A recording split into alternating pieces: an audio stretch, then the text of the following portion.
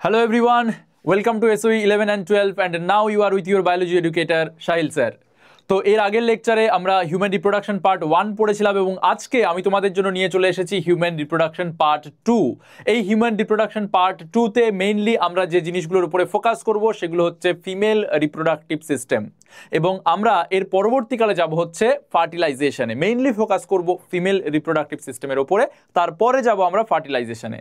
তো আমরা তোমাদেরকে বলেছিলাম যে ইউটিউবে আমরা প্রতিদিন প্রশ্ন করব আর সেই প্রশ্নের যারা সঠিক উত্তর সবথেকে কম সময় দেবে তাদের নাম পরের দিন আমরা অ্যানাউন্স করব। তো সেই মতো আগের দিন তোমাদের আমরা 3টি প্রশ্ন করেছিলাম এবং সেই 3টি প্রশ্নের যে সবথেকে কম সময় সঠিক উত্তর দিয়েছে তার নাম আমি এখানে তোমাদেরকে দেখাবো। তো দেখা যাক কে আমাদের হয়েছে এর আগের সপ্তাহের উইনার। তো দেখে নিই কে হয়েছে আমাদের উইনার। আমাদের winners of ইয়েস্টারডেজ quiz that is সম্পদ সাহু। সম্পদ সাহু হয়েছে আমাদের এর আগের দিনের কুইজের উইনার, কারণ সব থেকে কম সময়ে ও 3টে সঠিক উত্তর দিয়েছে। ফার্স্ট আনসার ছিল আমাদের কোয়েশ্চেনের স্পারমাটিড, তারপরের আনসার ছিল 9+2 আর থার্ড আনসার ছিল আমাদের 2 থেকে 2.5 এবং সিমিলার সময়তে প্রায় খুব গায়ে গায়ে সুতপা মণ্ডলও সঠিক উত্তর দিয়েছে যে স্পারমাটিড 9+2 এবং 2 to 2.5 ডিগ্রি সেন্টিগ্রেড। তো এই দুজনকে আমরা বাছাই করেছি আজকের উইনার হিসেবে। যদি সম্পদের ছবিটা আরেকটু ভালোভাবে দেখা যেত তাহলে হয়তো ফেসটা রিভিল হতো। তো তোমরা প্রত্যেকে নিজেদের পার্সোনাল যে ছবি আছে সেটাকে চাইলে রাখতেও পারো, নাও রাখতে পারো, তাতে কোনো অসুবিধা নেই, কিন্তু উত্তরটা সঠিক দিতে হবে আর এখানে নামটা একটু সঠিকভাবে বলতে হবে যাতে করে আমরা তোমাদের নাম পরদিন ইউটিউব সেকশনে অ্যানাউন্স করতে পারি। আজকেও এরকম প্রশ্ন থাকবে, আজকেও তোমরা যদি সঠিক উত্তর দিতে পারো তাহলে পরের দিন, আজকে সম্পদের ছবি আছে, পরদিন তোমাদের ছবি থাকবে, তোমাদের নাম থাকবে, তোমাদের উত্তর থাকবে। আর যদি এই উত্তর তোমরা দিতে চাও তাহলে ভিডিওটিকে দেখতে হবে প্রথম থেকে শেষ অবধি, কারণ ভিডিওর মাঝখানেই আছে প্রশ্ন। তাহলে চলো আজকে শুরু করা যাক আমাদের সেকেন্ড লেকচার হিউম্যান রিপ্রোডাকশনের, that is female reproductive system. চলে আসো। তো দেখতে পাচ্ছ এটা আমাদের ফিমেল রিপ্রোডাকটিভ সিস্টেম। এই ফিমেল রিপ্রোডাকটিভ সিস্টেমের ছবিটা একটুখানি আলাদা রকমের। কেন? কারণ বাইরে থেকে ওভারঅল এটা দেখা যাচ্ছে ফিমেল রিপ্রোডাকটিভ সিস্টেম বা মহিলাদের জননতন্ত্র। যদি একটু ভালো করে দেখা যায় তাহলে পেছন দিকে কিছু হাড় হয়তো দেখা যাচ্ছে পেছন দিকে, আর এই সাইডেও কিছু এখানে হাড়ের মতো কিছু একটা স্ট্রাকচার দেখা যাচ্ছে। এবার ছবিটা একটুখানি কনফিউজিং যে অ্যাকচুয়ালি এই বাঁ দিকের জিনিসগুলো কি, ডান দিকের জিনিসগুলো কি, এদিকে ওপরে নিচে কি, কিচ্ছু বুঝতে পারছি না। তার জন্য আমাদের যে ছবিটা দিয়ে শুরু করতে হবে সেটা হচ্ছে জননাঙ্গের এক্সটার্নাল স্ট্রাকচার। বাহ্যিক দিক থেকে একটা জননাঙ্গকে কেমন দেখতে লাগে প্রথমে সেটা পড়তে হবে, যেমনটা আমরা মেল রিপ্রোডাকটিভ সিস্টেমের ক্ষেত্রেও পড়েছি। তারপরে আমাদের যেতে হবে যে ভেতরে কেমন দেখতে লাগে। তাই জন্য আমরা এখান থেকে আমাদের পড়া শুরু করব না যেমনটা বইয়ে থাকে, আমরা শুরু করব পড়া এখান থেকে যে parts of female reproductive system from outside. বাহ্যিক অবস্থা থেকে একটা ফিমেল রিপ্রোডাকটিভ সিস্টেমের অবয়ব কেমন হয়। তো তোমরা দেখতে পাচ্ছ বাঁ দিকে একটা ছবি রয়েছে এবং ডান দিকে আরেকটা ছবি রয়েছে। ডান দিকের ছবিটা দেখে মনে হচ্ছে যে বুঝি এক্সরে করা হয়েছে, আর বাঁ দিকের ছবিটা দেখে মনে হচ্ছে একটা 3 ডাইমেনশনাল ছবি। এবার এটা কিসের ছবি? এটা হচ্ছে ফিমেল রিপ্রোডাকটিভ সিস্টেমের বাহ্যিক দৃশ্য। ফিমেল রিপ্রোডাকটিভ সিস্টেম বাহ্যিক দিক থেকে ঠিক এমনটাই অনেকটা লাগে। এবার যদি এখানে পয়েন্টিং করতে শুরু করি যে এগুলো কি, আর রাইট সাইডেও যদি পয়েন্টিং করতে শুরু করি এগুলো কি, তাহলে তোমরা ক্লিয়ারলি বুঝতে পারবে। তোমরা সকলে এতক্ষণে নিশ্চয়ই জেনে গিয়েছো, আমরা মেল রিপ্রোডাকটিভ সিস্টেম পড়ার সময় জেনে গিয়েছি যে মেনলি মেল রিপ্রোডাকটিভ সিস্টেম হোক বা এখন আমরা পড়ছি ফিমেল রিপ্রোডাকটিভ সিস্টেম, এদের অবস্থান কোথায়? এদের অবস্থান হচ্ছে আমাদের পেলভিক ক্যাভিটিতে। অর্থাৎ আমাদের যে তলপেট তার নিচে যে ক্যাভিটি আছে যেটাকে আমরা বলছি পেলভিক ক্যাভিটি বা উদরগহ্বরের নিচে, পেলভিক ক্যাভিটিকে বাংলায় আমরা বলি শ্রোণী গহ্বর, সেই শ্রোণী গহ্বরের মধ্যে ফিমেল রিপ্রোডাকটিভ সিস্টেম হোক কিংবা মেল রিপ্রোডাকটিভ সিস্টেম তারা অবস্থান করে। এবার প্রশ্ন হচ্ছে যে এই যে ফিমেল রিপ্রোডাকটিভ সিস্টেম বাইরে থেকে দেখছি বা এই যে স্ট্রাকচারটা দেখছি, এরা তো নিশ্চয়ই কোনো না কোনো মাসেল বা কোনো না কোনো পেশির সাহায্যে যুক্ত আছে ওই জায়গাটাতে, এমনি তো ঝুলে নেই। মাসেল বা পেশি নিশ্চয়ই আছে। তাই জন্য আমরা এই ছবিটাকে এখানে রেখেছি, যাতে করে অবস্থান সম্পর্কে তোমাদের আইডিয়া ক্লিয়ার হয়। তো আমরা চলো একটুখানি পয়েন্টিং করে নিই, তারপরে অবশ্যই আমি খুব ডিটেলসে লিখবো, যেমনটা তোমরা ফার্স্ট ভিডিওতেও দেখেছো। যদি না দেখে থাকো তাহলে ডেসক্রিপশনে ফার্স্ট ভিডিও লিঙ্ক আছে, অবশ্যই গিয়ে দেখো। দেখো, যখনই আমরা ফিমেল রিপ্রোডাক্টিভ সিস্টেম বাইরে থেকে দেখতে যাচ্ছি, তখন এখানে একদম টপে কিছু একটা স্ট্রাকচার দেখা যাচ্ছে, এই জায়গাটা, এটাকে আমরা বলি ক্লাইটরিস। আমরা এক এক করে আসবো ধীরে ধীরে। এটাকে আমরা বলি ক্লাইটরিস, ক্লাইটরিস। এবং এই ক্লাইটরিসকে আমরা বলতে পারি পুরুষদের দেহে যে পেনিস বা শিশ্ন আছে তার সমতুল্য অঙ্গ। পুরুষদের দেহে পেনিস বা শিশ্নের সমতুল্য অঙ্গ। তো ছোট্ট করে জাস্ট লিখে দিই যে ক্লাইটরিস এটা কি, পুরুষদের শিশ্নের সমতুল অঙ্গ, পুরুষদের শিশ্নের সমতুল্য অঙ্গ। আমরা আগের দিন উলফিয়ান ডাক্ট এবং মুলারিয়ান ডাক্ট পড়েছিলাম, আশা করি তোমাদের মনে আছে। তো সেই যে উলফিয়ান ডাক্ট আর মুলারিয়ান ডাক্টের ওখানে আমরা বলছিলাম যে মহিলাদের ক্ষেত্রে একটা ডাক্ট থেকে আমাদের ফিমেল রিপ্রোডাক্টিভ সিস্টেমের পার্ট তৈরি হয়, আরেকটা পার্ট আমাদের নষ্ট খুব একটা ভালো করে হয় না ইন কেস অফ ফিমেলস, ওই জন্য এখানে কিছুটা বাকি রয়ে গিয়েছে ক্লাইটরিস হিসেবে। ওকে, এরপরে এই যে দেখছো তোমরা এখানে একটা পর্দার মতো জিনিস দেখা যাচ্ছে, অর্থাৎ এই জিনিসটা, এটাকে আমরা বলে থাকি হচ্ছে ভেস্টিবিউল। এটাকে আমরা কি বলে থাকি? ভেস্টিবিউল। এবং আরো একটু ভালো করে বললে এটাকে বলি আমরা লেবিয়া। এটাকে আমরা কি বলি? লেবিয়া বা পর্দা। এবার লেবিয়ার দুটো অংশ থাকে, একটা হচ্ছে লেবিয়া মাইনরা আর একটা হচ্ছে লেবিয়া মেজরা।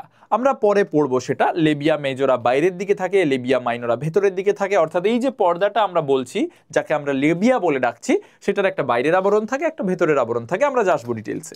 এরপরে তোমরা যে এইখানটা দেখতে পাচ্ছ, এখানে একটা ওপেনিং দেখা যাচ্ছে, এবং এই ওপেনিংটা কি? এই ওপেনিংটা অ্যাকচুয়ালি ভ্যাজাইনাল ওপেনিং, বা এটাকে আমরা বলে থাকি যোনি ছিদ্র। এটাকে আমরা কি বলে থাকি? ভ্যাজাইনাল ওপেনিং বা যোনি ছিদ্র। তো আমি সেটা লিখে দিই, যোনি ছিদ্র, বা এটাকে বাংলায় বলি যোনি ছিদ্র, ইংলিশে ভ্যাজাইনাল ওপেনিং। ভ্যাজাইনাল ওপেনিং গেল। তাহলে ভ্যাজাইনাল ওপেনিং গেল, লেবিয়া গেল, ক্লাইটরিস গেল। এবার এখানে একটা ছোট্ট ছিদ্র ওপরে এখানে দেখা যায়, আর এই ছিদ্রটাকে আমরা কি বলি? এই ছিদ্রটাকে আমরা বলি হচ্ছে মূত্র ছিদ্র।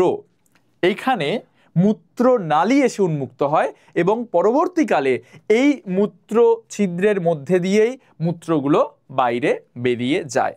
তাহলে এটাকে আমরা বলতে পারি মূত্র ছিদ্রই লিখছি, বা ইউরেথ্রা বলতে পারি। ঠিক আছে, মূত্র ছিদ্র লিখলাম আমি। আচ্ছা, এরপরে ক্লাইটরিস হয়ে গেল, লেবিয়া হয়ে গেল, মূত্রছিদ্র হয়ে গেল, যোনি ছিদ্র হয়ে গেল, এবং আমরা বাইরের দিকে যে ফোল্ডিংসটা থাকে সেটাও দেখলাম। আর একটা আমরা জিনিস দেখতে পাচ্ছি, এই নিচের দিকে এইখানটাতে আমরা দুটো ছোট ছোট মটর দানার মতো জিনিস দেখতে পাচ্ছি। এইগুলোকে আমরা কি বলছি? এগুলোকে আমরা বলছি গ্ল্যান্ড। আমরা পুরুষদের ক্ষেত্রে দেখেছিলাম 3টে গ্ল্যান্ড ছিল, সেমিনাল ভেসিকেল, তার সঙ্গে সঙ্গে আমাদের ছিল কাউপার্স গ্ল্যান্ড, আর ছিল আমাদের মাঝখানে এরকম গোল মতো একটা, সেটাকে বলছিলাম প্রস্টেট গ্ল্যান্ড। সিমিলারলি মহিলাদের ক্ষেত্রেও এরকম দুদিকে দুটো গ্ল্যান্ড থাকে। বাহ্যিক দৃষ্টিভঙ্গিতে দেখছি এটা আমরা, এটাকে আমরা কি বলবো? এই যে দুটো গ্ল্যান্ড, এটাকে আমরা বলবো Balbo vestibular gland. Balbo vestibular gland, বাংলাও এটা, ইংলিশও এটা। তো এখানে আমরা বাংলাতেও লিখে দিই বাল্বো ভেস্টিবিউলার গ্ল্যান্ড বা গ্রন্থি।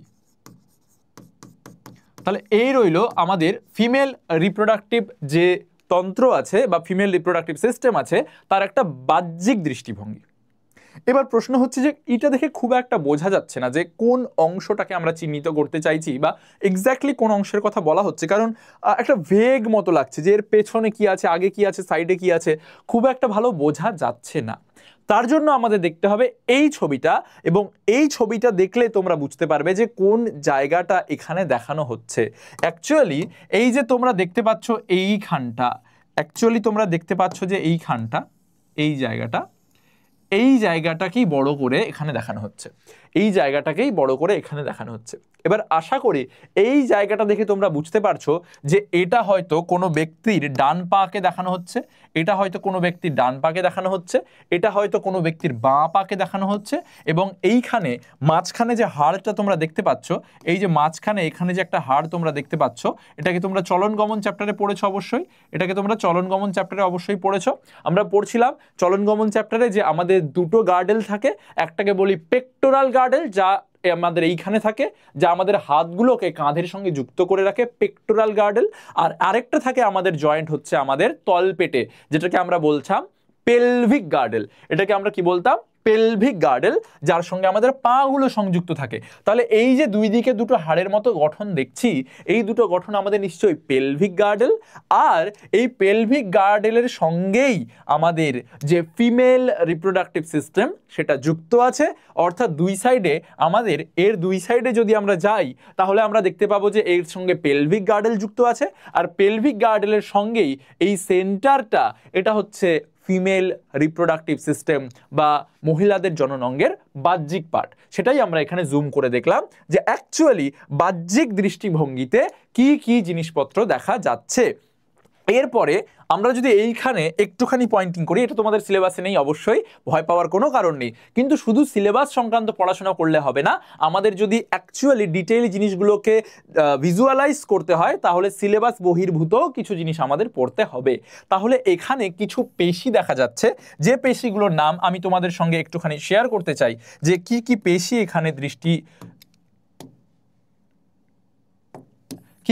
এখানে দৃষ্টিভূত হচ্ছে একটুখানি দেখাই। প্রথমে আমাদের এখানটা তো ফিমেল রিপ্রোডাক্টিভ সিস্টেম বোঝাই যাচ্ছে, নিচে এখানে একটা ওপেনিং রয়েছে, এটাকে আমরা বলি হচ্ছে পায়ু ছিদ্র, বা এটাকে আমরা বলি অ্যানাস, এটাকে আমরা বলি কি পায়ু ছিদ্র, বা এটাকে আমরা ইংলিশে বলে থাকি অ্যানাস। ওপরের পয়েন্টিং আমরা অলরেডি করে দিয়েছি। এবার এই অ্যানাসের ঠিক ওপরে এই যে পেশিটা তোমরা দেখতে পাচ্ছ, যেটা একদম ফিমেল রিপ্রোডাক্টিভ সিস্টেমের নিচে রয়েছে, এই পেশিটাকে আমরা বলি পেরিনিয়াল মাসেল। পেরিনিয়াল মাসেল, তাহলে সেটা আমরা এখানে যদি লিখি, এটাকে যদি লিখি এখানে, এটাকে আমরা কি বলছি? পেরিনিয়াল পেশি, পেরিনিয়াল পেশি বা পেরিনিয়াল মাসেল হয়ে গেল, পেরিনিয়াল মাসেল। এরপরে দু ধরনের মাসেল দেখা যাচ্ছে, একটু ভালো করে লক্ষ্য করতে হবে। একটা হচ্ছে নিচের দিকে এরকম, একটা হচ্ছে নিচের দিকে এরকম, এটা এক টাইপের মাসেল, নিচের দিকে এরকম, এটা এক টাইপের মাসেল। আরেকটা মাসেল দেখো এইটা, আরেকটা মাসেল হচ্ছে এইটা, একটা নিচের দিকে এপার ওপার চলে গিয়েছে, আর একটা সিঙ্গাড়ার মতো ত্রিভুজ আকার। এই দুই টাইপের মাসেল এখানে দেখা যাচ্ছে। তো এই দুই টাইপের মাসেলের নাম কি? এই দুই টাইপের মাসেলের নাম হচ্ছে, নিচেরটা যেটা মাসেল দেখতে পাচ্ছ, আমি এটা মুছে দিচ্ছি, পরিষ্কার করে আঁকবো, একটুখানি ছবিগুলো টেনে দিই আবার। এটা আমরা টানছিলাম এখান থেকে, আর এটাকে টানছিলাম আমরা এখান থেকে। এবার দেখো এই যে নিচের এই মাসেলটার কথা আমরা বলছি, মানে এই মাসেলটা, এটা হচ্ছে পিউবোকক্সিজিয়াল মাসেল। পিউবোকক্সিজিয়াল, অবশ্যই এটা তোমাদের সিলেবাসে নেই, বারবার করে বলছি, কিন্তু আমাদের এমন কিছু জিনিস মাঝে মাঝে জানার দরকার হয়ে পড়ে, যেগুলো সিলেবাসের মধ্যে না থাকার সত্ত্বেও আমাদের যে ভিজুয়ালাইজেশন সেটাকে প্র্যাকটিক্যাল করার চেষ্টা করে। তো পিউবোকক্সিজিয়াল পেশি, এটা গেল। আরেকটা মাসেল বলছিলাম, এটার কথা বলছিলাম আমরা, কোনটা? এটার কথা বলছিলাম আমরা, এটাকে বলা হয় ইলিওকক্সিজিয়াল মাসেল।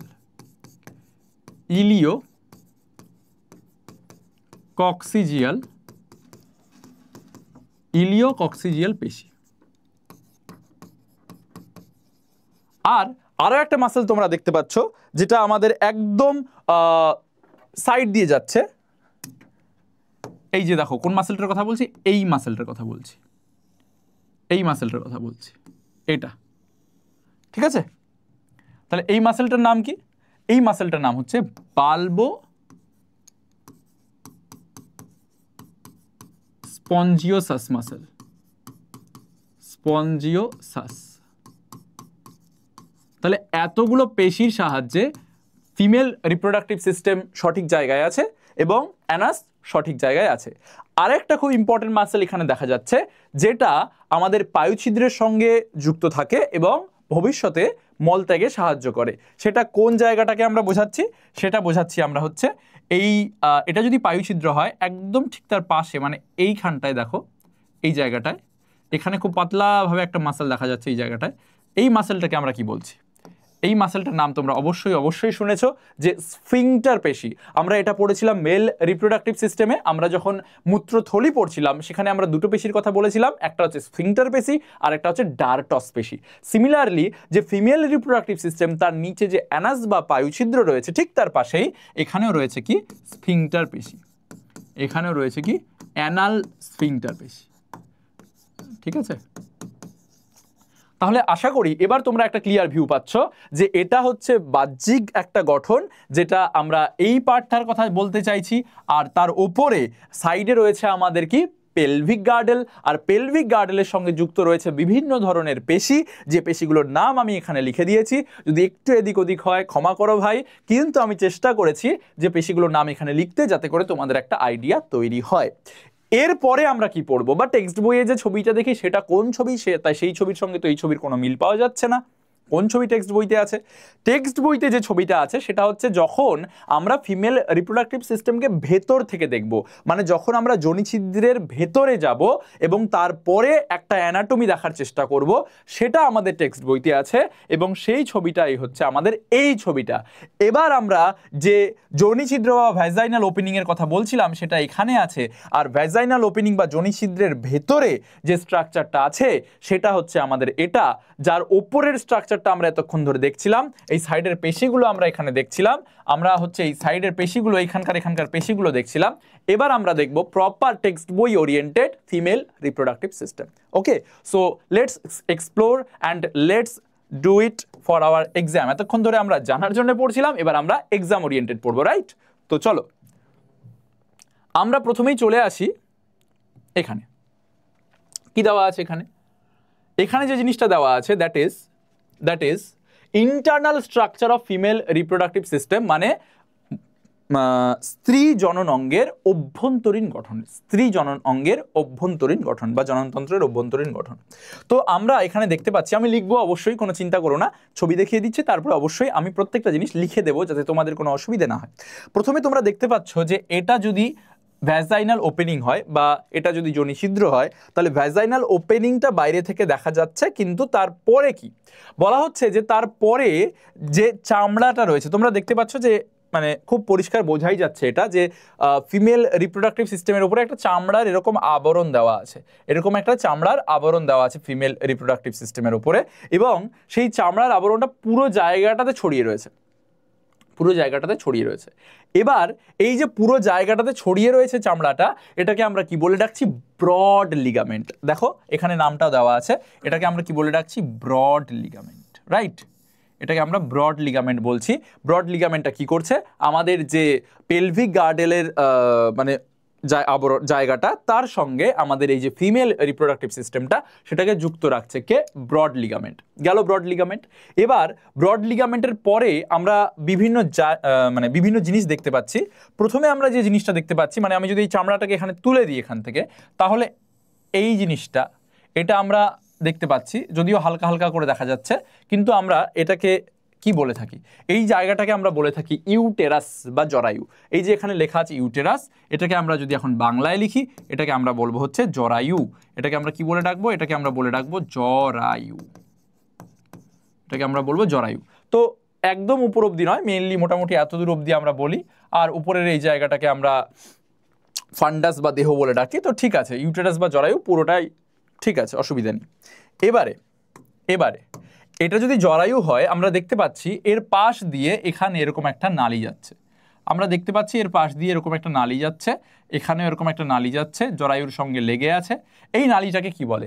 এই নালীটাকে বলছে ইউটেরাইন টিউব। ইউটেরাইন টিউব, বা এটাকে আরও একটা কথা বলে ডাকা হয়, সেটা হচ্ছে ফ্যালোপিয়ান নালী বা ফ্যালোপিয়ান টিউব। আমি লিখে দিচ্ছি, ফ্যালোপিয়ান নালী। ফ্যালোপিয়ান নালী কোনটাকে বলা হয়? ফ্যালোপিয়ান নালী। এই ইউটেরাইন টিউবটাকেই বলা হয় ফ্যালোপিয়ান নালী বা ফ্যালোপিয়ান টিউব। দুদিকেই গেছে দেখতে পাচ্ছি আমরা, রাইট সাইডেও গিয়েছে এই ফ্যালোপিয়ান টিউবটা এবং এই সাইডে লেফট সাইডেও গিয়েছে, লেফট সাইডেও ফ্যালোপিয়ান টিউবটা গিয়েছে। দেখা যাচ্ছে পরিষ্কার? আচ্ছা, ফ্যালোপিয়ান টিউবটার অনেকগুলো অংশ আছে, আমরা পড়বো পরে সেগুলো যে কি কি অংশ আছে ফ্যালোপিয়ান টিউবের। এখানে দেখতেও পাচ্ছ তোমরা, যেরকম আমরা যদি একটুখানি এক্সাম্পল হিসাবে বলি যে কি কি আছে, তোমরা দেখতে পাচ্ছ যে ফ্যালোপিয়ান টিউবের মধ্যে আমাদের ইনফান্ডিবুলাম আছে, আমাদের ফ্যালোপিয়ান টিউবের মধ্যে ফিমব্রি আছে যেটা ফ্যালোপিয়ান টিউবের লাস্টের অংশ, এরকম বিভিন্ন জায়গাগুলো রয়েছে। তো আমরা যখন পড়বো এরপরে ডিটেলসে পড়বো যে কোনটা কার পার্ট, তখন আমি অবশ্যই লিখে দেবো। আপাতত আমরা ছবি দেখছি।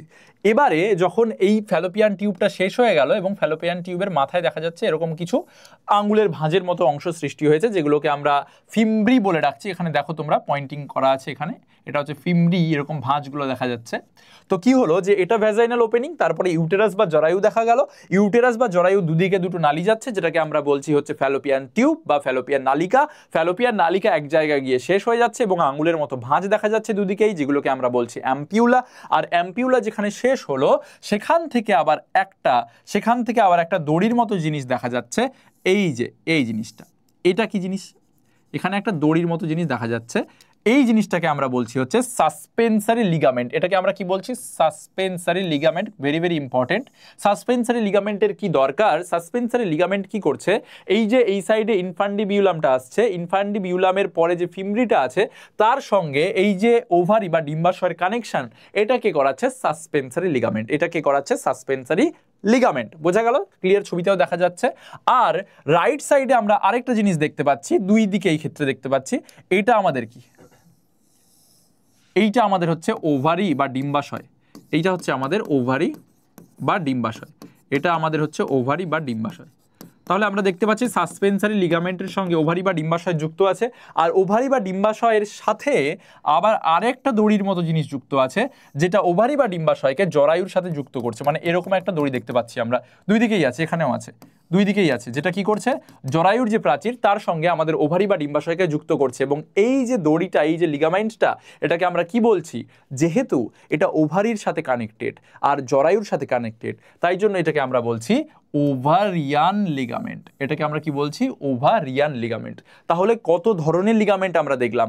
আমরা ব্রড লিগামেন্ট দেখলাম, আমরা দেখলাম ওভারিয়ান লিগামেন্ট, আমরা দেখলাম সাসপেন্সারি লিগামেন্ট। লিগামেন্ট মানে কি? যেটা তোমরা ক্লাস 11-এ পেশি চ্যাপ্টারে পড়েছো অবশ্যই, যে যখন আমরা হাড়ের সাথে হাড়কে যুক্ত রাখি তখন সেটাকে আমরা বলি লিগামেন্ট। তার মানে নিশ্চয়ই এইখানে যে জরায়ুর হাড় রয়েছে এবং এইখানে যে ওভারি রয়েছে তাদের মধ্যে হাড়ের সঙ্গে কোথাও একটা হাড়ের কানেকশন আছে, তাই জন্যই এখানে কিন্তু লিগামেন্ট ওয়ার্ডটা ইউজ করা হচ্ছে।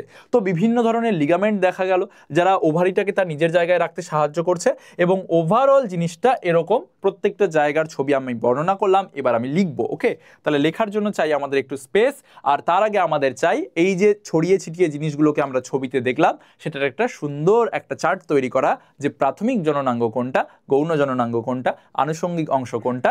তো চলো আমরা নেক্সট যে জায়গায় যাব সেটা হচ্ছে parts of female reproductive system. ছবি দেখে নিলাম, এবার আমরা এখানে সুন্দরভাবে সেটাকে লিখবো। কিভাবে লিখবো? আগের দিনও লিখেছিলাম। আমরা প্রথমে ভাগ করব যে ফিমেল রিপ্রোডাক্টিভ সিস্টেমকে দুই ভাগে। একটাকে আমরা বলবো হচ্ছে মুখ্য জননাঙ্গ, আর একটাকে আমরা কি বলবো? আনুষঙ্গিক জননাঙ্গ। তাহলে মুখ্য জননাঙ্গ লেখার জন্য এখানে দিতে হবে একটা দাগ, তাহলে আমি দিয়ে দিই দাগ।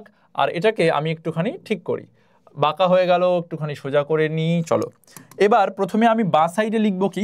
প্রাইমারি অর্গ্যান বা মুখ্য জননাঙ্গ। ঠিক আছে, এখানে আমি লিখবো মুখ্য জনন অঙ্গ, মুখ্য জনন অঙ্গ, মুখ্য জননাঙ্গ। আর রাইট সাইডে আগের দিনের মতোই যেটা আমরা মেল রিপ্রোডাক্টিভ সিস্টেমের ক্ষেত্রে লিখেছিলাম, এখানে আমি লিখবো গৌণ জনন অঙ্গ। এখানে আমি কি লিখেছিলাম? গৌণ জনন অঙ্গ বা আনুষঙ্গিক জনন অঙ্গ, আনুষঙ্গিক জনন অঙ্গ। মুখ্য জনন অঙ্গের মধ্যে আমরা কি লিখবো? মুখ্য জনন অঙ্গের মধ্যে আমরা লিখবো ওভারি বা ডিম্বাশয়। যখন আমরা পুরুষদের ক্ষেত্রে পড়ছিলাম সেটাকে আমরা বলছিলাম টেস্টিস বা শুক্রাশয়। তো অবশ্যই মহিলাদের ক্ষেত্রে আমরা মুখ্য জনন অঙ্গের মধ্যে লিখবো কাকে? আমরা লিখবো ওভারি বা ডিম্বাশয়, ওভারি বা ডিম্বাশয়, ওভারি বা ডিম্বাশয়। আর রাইট সাইডে আমাদের রয়ে গেল কি? রাইট সাইডে আমাদের রয়ে গেল গৌণ জননাঙ্গ। আমরা আগের দিন মেল রিপ্রোডাক্টিভ সিস্টেমে গৌণ জননাঙ্গগুলোকে তিন ভাগে ভাগ করেছিলাম। একটা ছিল আমাদের নালী, একটা ছিল আমাদের গ্রন্থি, আর একটা ছিল হচ্ছে আনুষঙ্গিক অংশ। সেম ভাবে এখানেও ভাগ করব, এখানেও আমরা সেম ভাবে ভাগ করব, এখানেও আমরা সেম ভাবে ভাগ করব। কি কি ভাগে ভাগ করব? আমি এখানে একটা দাগ টেনে দিই, দাগটা বারবার ব্যাকা হয়ে যাচ্ছে, একটুখানি সোজা করে দিই। কোথায় গেল দাগ? দাগ, দাগ, দাগ, দাগ নেই, দাগ উড়ে গেছে। তাহলে আরেকবার দিই, রং করে দিই, এবার উড়ে গেলেও দেখতে পাবো। চলো, এবার দেখো এখানে আমি লিখছি গৌণ জননাঙ্গের মধ্যে প্রথমে আমরা কি লিখবো? প্রথমে আমরা লিখবো হচ্ছে নালিকা। প্রথমে আমরা লিখবো হচ্ছে নালিকা, নালিকা বা নালী। আর তারপরে আমরা কি লিখবো? গ্রন্থি। তারপরে আমরা লিখবো হচ্ছে গ্রন্থি বা গ্ল্যান্ডস। আর লাস্টে আমরা কি লিখবো? লাস্টে আমরা লিখবো আনুষঙ্গিক অংশ। লাস্টে আমরা কি লিখবো? আনুষঙ্গিক অংশ, আনুষঙ্গিক অংশ। এই ক্লাসে যে কোয়েশ্চেনটা সেটা আমি একটু পরেই করব, যেটা হবে আমাদের ইউটিউবের জন্য প্রথম কোয়েশ্চেন, যেটা হবে আমাদের ইউটিউবের জন্য প্রথম কোয়েশ্চেন। তোমাদের সবাইকে বলে রাখি যে এই যে তোমরা দেখতে পেলে আমাদের যে গ্র্যান্ড মিট আপ হলো, আমাদের এসওই বাংলার গ্র্যান্ড সেমিনার হলো কলেজ স্কোয়ারে, সেই সেমিনারের মতোই আরও অনেক সেমিনার আসতে চলেছে তোমাদের জন্য। তার জন্য তোমাদের কি করতে হবে? কিচ্ছু না, ভেরি সিম্পল, ক্লাসগুলোকে দেখতে হবে, ক্লাসগুলোকে শেয়ার করতে হবে। আর শেয়ার করবে ঠিকই, কিন্তু উত্তর দেবে তুমি সবার ফার্স্টে, কারণ যে সবার প্রথমে উত্তর দেবে তার কমেন্টই কিন্তু এখানে দেখানো হবে। আর যার কমেন্ট সব থেকে বেশি সঠিক হবে তাকে কিন্তু আমাদের নেক্সট যে আমাদের সেমিনার হবে সেখানে তাকে স্পেশালি ডাকা হবে। তার জন্য থাকবে অনেক পুরস্কার এবং তার জন্য থাকবে সামনে হাতে মাইক, সে আমাদের সামনে তার মনের কথা খুলে বলতে পারবে। মন কি বাত, তাই না? চলো তাহলে নালী। নালী আমরা যদি একটু আগের ছবিতে যাই, তোমরা একটু আগেই দেখলে যে নালী আমাদের কি কি দরকার। নালী আমাদের দরকার হচ্ছে, কোথায় গেল? এই যে নালী। এই যে এটা যদি আমাদের ওভারি বা ডিম্বাশয় হয়, এই সাইডে যদি আমাদের ওভারি বা ডিম্বাশয় হয়, তাহলে এই ডিম্বাশয় কি হয়? আমরা আইডিয়া করতেই পারি যে ডিম্বাশয়ে আমাদের ডিম্বাণু তৈরি হবে, ডিম্বাশয়ে ডিম্বাণু তৈরি হবে। তাহলে ডিম্বাশয় যখন ডিম্বাণু তৈরি হবে, এরপরে এই ডিম্বাশয় থেকে ডিম্বাণুগুলো এই পথ ধরে এই পথ ধরে আসার চেষ্টা করবে। ডিম্বাশয়গুলো এখান থেকে এই পথ ধরে আসার চেষ্টা করবে। তাহলে আমরা যে নালীর কথা বলবো সেই নালীটা আমরা এই নালীটার কথাই বলবো। আর এই নালীটাকে আমরা কি বলি? আমরা এক্ষুনি দেখলাম একটু আগে, এটাকে আমরা বলি হচ্ছে ফ্যালোপিয়ান নালী বা ইউটেরিয়ান টিউব। ফ্যালোপিয়ান নালী বা ইউটেরিয়ান টিউব। তাহলে নালীর মধ্যে আমরা শুধুমাত্র সেটাকেই লিখব। তাহলে নালীর মধ্যে আমরা কি লিখব? নালীর মধ্যে আমরা লিখব ফ্যালোপিয়ান টিউব। নালীর মধ্যে আমরা কি লিখব? Fallopian tube, Fallopian tube. আর আমরা যদি একটুখানি ডিটেলসে যাই, আমরা যদি ফ্যালোপিয়ান টিউবের পার্টগুলোকে দেখতে যাই, তাহলে তোমরা এবার দেখো, এর আগে যেটা বলিনি সেটা হচ্ছে প্রথমে আমাদের এই জায়গাটায় এই যে এই আঙুলের মতো ভাঁজগুলো, এই আঙুলের মতো ভাঁজগুলোকে আমরা কি বলছিলাম? আমরা আঙুলের মতো ভাঁজগুলোকে বলছিলাম অ্যাম্পিউলা। কি বলছিলাম? এগুলোকে অ্যাম্পিউলা। আর এইখানে তোমাদের লেখা আছে অ্যাম্পিউলার মধ্যে ফিমব্রি। সরি, একটু ভুল বললাম, এটাকে আমরা অ্যাম্পিউলা বলি না, এটাকে আমরা ফিমব্রি বলি, একটু ভুল বলেছি। তো আমাদের এই প্রান্তটাকে বলা হয় ফিমব্রি, আর অ্যাম্পিউলা অ্যাকচুয়ালি এটাকে বলে না, অ্যাম্পুলা আমাদের এই জায়গাটাকে বলে। আমাদের অ্যাম্পিউলা মোটামুটি ধরো এই জায়গাটাকে বলে, ঠিক আছে? অ্যাম্পিউলা এখানে পয়েন্টিং করা আছে কি না? এখানে পয়েন্টিং করা নেই অ্যাম্পিউলা, তো আমরা অ্যাম্পিউলাটা পরে বলবো। প্রথমে আসবে আমাদের ফিমব্রি, এই যে ফিমব্রি, তারপরে এখানটাকে আমরা বলছি ইনফান্ডিবিউলাম, তারপরে আসবে আমাদের হচ্ছে অ্যাম্পিউলা, আর তারপরে আমাদের বাদবাকি জায়গাটা আসবে। বাদবাকি জায়গাটার নাম এখানে লেখা নেই, কিন্তু আমি এখানে লিখে দিচ্ছি। এই জায়গাটা বা এই জায়গাটা, এটাকে বলে ইসথমাস। কি বলে এটাকে? ইসথমাস, ইসথমাস, ঠিক আছে? ইসথমাস। তাহলে এই সমস্ত নামগুলো আমরা নালীর মধ্যে লিখব। আমরা যদি একটুখানি ডিটেলসে লিখতে যাই, তাহলে এই সমস্ত নামগুলো আবার এখানে লিখব। তাহলে ফ্যালোপিয়ান টিউবের মধ্যে প্রথমে কি আসছে? প্রথমে আসছে আমাদের হচ্ছে অ্যাম্পিউলা। প্রথমে আমাদের আসছে হচ্ছে অ্যাম্পিউলা, যেটা আমাদের আঙ্গুলের মতো প্রবর্ধক। প্রথমে আসছে আমাদের অ্যাম্পিউলা, যেটা আমাদের আঙ্গুলের মতো প্রবর্ধক। তারপরে কি আসছে? অ্যাম্পিউলার ঠিক ওপরে, অ্যাম্পিউলার ঠিক ওপরে থাকছে আমাদের ইনফান্ডিবিউলাম। অ্যাম্পিউলার ঠিক ওপরে কি থাকছে? ইনফান্ডিবিউলাম, ইনফান্ডিবিউলাম। তারপরে কি থাকছে? তারপরে থাকছে আমাদের অ্যাম্পিউলা। ও আচ্ছা, আবার আমি এখানে অ্যাম্পিউলা লিখে দিয়েছি, সরি, এখানে হবে ফিমব্রি। প্রথমে এখানে হবে ফিমব্রি, এখানে হবে ফিমব্রি, আর ইনফান্ডিবিউলামের পরে হবে অ্যাম্পিউলা। ইনফান্ডিবিউলামের পরে হবে অ্যাম্পিউলা। তারপরে কি হবে? তারপরে হবে আমাদের ইসথমাস। এক্ষুনি লিখলাম ইসথমাস, ইসথমাস। এবার এখানেই কিন্তু নালী শেষ নয়, এখানেই কিন্তু নালী শেষ নয়। কেন এখানে নালী শেষ নয়? কারণ নালী এখানে শেষ হয়ে যায়নি, এরপরে নালীটা আরও গিয়েছে। কত দূর গিয়েছে? এটা যদি আমাদের ফ্যালোপিয়ান টিউবটা শেষ হয়ে যায়, তাহলে ফ্যালোপিয়ান টিউবের পরে এই জায়গাটা তো আছে রে ভাই, এই জায়গাটা তো ফিমেল রিপ্রোডাক্টিভ সিস্টেমের পার্ট কি পার্ট না? এটা কি ফিমেল রিপ্রোডাক্টিভ সিস্টেমের পার্ট নয়? এটাও তো নালী। এই নালীটাকে আমরা কি বলি? ইউটেরাস বা জরায়ু। আর এই যে ইউটেরাস বা জরায়ু, তারপরে কি শেষ হয়ে গেল ফিমেল রিপ্রোডাক্টিভ সিস্টেম? না, এখনো শেষ হয়নি। ফিমেল রিপ্রোডাক্টিভ সিস্টেম এখানে শেষ হয়নি। এরপরে এই যে জায়গাটা, যেটা যোনি ছিদ্রের ঠিক আগে আছে সেটাকে আমরা বলি সার্ভিক্স, আর সার্ভিক্সের পরে যে ওপেনিংটা একদম লাস্ট ওপেনিং সেটাকে বলে যোনি ছিদ্র। তাহলে এই যে প্রত্যেকটা জিনিস এটাও তো ফিমেল রিপ্রোডাক্টিভ সিস্টেমের পার্ট, তাই জন্য আমরা নালীতে শুধু ফ্যালোপিয়ান টিউব লিখেই ছেড়ে দেব না, আমাদের পরের যে অংশটা হবে সেটা হবে আমাদের ইউটেরাস বা জরায়ু। পরের যে অংশটা হবে সেটা হবে আমাদের ইউটেরাস বা জরায়ু, আর ইউটেরাস বা জরায়ুর পরে আমাদের যে অংশটা আসছে সেটা হচ্ছে সার্ভিক্স, সেটা হচ্ছে আমাদের সার্ভিক্স বা বাংলাতেও লিখি সার্ভিক্স।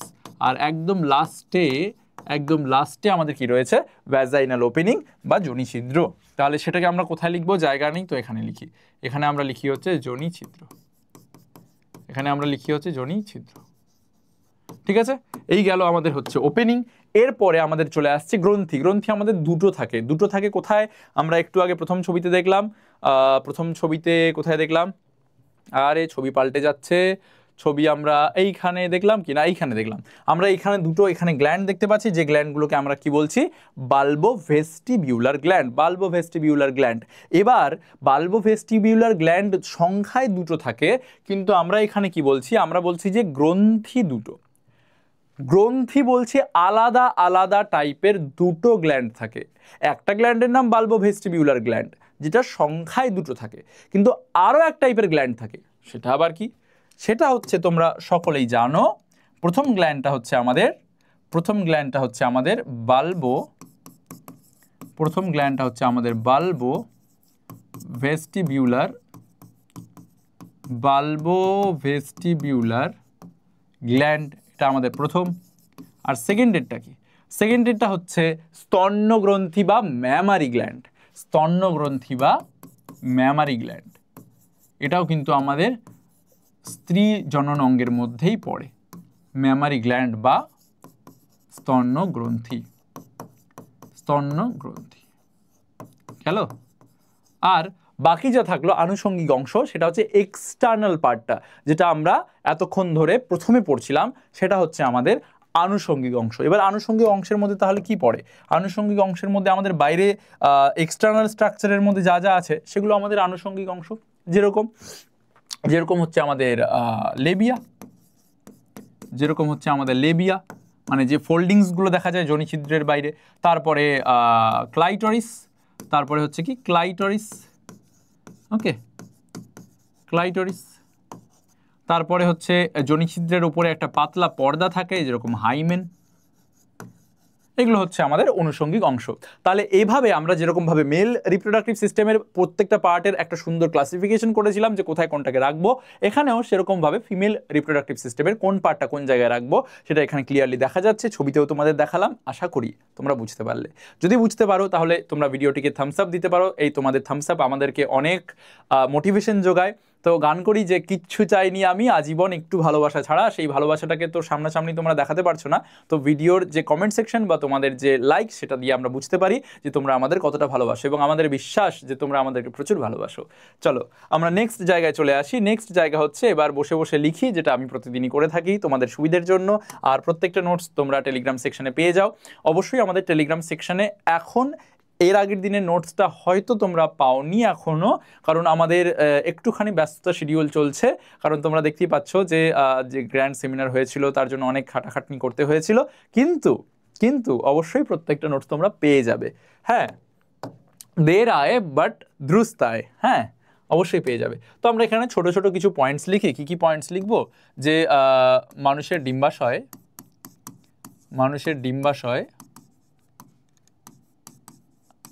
ডিম্বাশয় শ্রোণী গহ্বরে অবস্থান করে।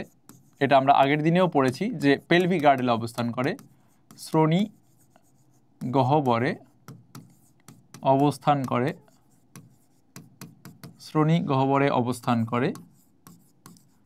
বেশি পয়েন্ট লিখবো না, ছোট ছোট কিছু পয়েন্টস লিখবো।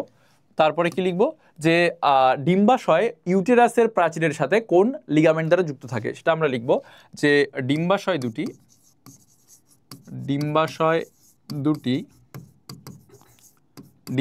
দুটি কার দ্বারা যুক্ত থাকে আমরা দেখলাম, এই যে এটাকে আমরা কি বলি, ওভারিয়ান লিগামেন্ট বলি। ওভারিয়ান লিগামেন্টটা তোমরা কোথায় দেখতে পাচ্ছ, এই যে এটা হচ্ছে আমাদের ওভারিয়ান লিগামেন্ট, একটু আগেও বললাম। তাহলে এখানে আমরা কি লিখবো, যে ডিম্বাশয় দুটি জরায়ুর প্রাচীর, জরায়ু বা ইউটেরাস যেটাকে আমরা বলছি, জরায়ুর প্রাচীরের সাথে, জরায়ুর প্রাচীরের সাথে, জরায়ুর প্রাচীরের সাথে কার দ্বারা যুক্ত থাকে দেখলাম? Broad ligament, broad ligament, broad ligament, broad ligament দ্বারা, ব্রড লিগামেন্ট দ্বারা যুক্ত থাকে, ব্রড লিগামেন্ট দ্বারা যুক্ত থাকে, ব্রড লিগামেন্ট দ্বারা যুক্ত থাকে। তাহলে নেক্সট আমাদের পয়েন্ট যেটা আমরা বললাম যে আমাদের যে শ্রোণী গহ্বর সেখানেও একটা স্পেস রয়েছে এবং সেই স্পেসের সঙ্গে আমাদের যে ডিম্বাশয় সেটা কানেক্টেড আছে এর দ্বারা। এটাকে আমরা কি বলছি? Broad ligament.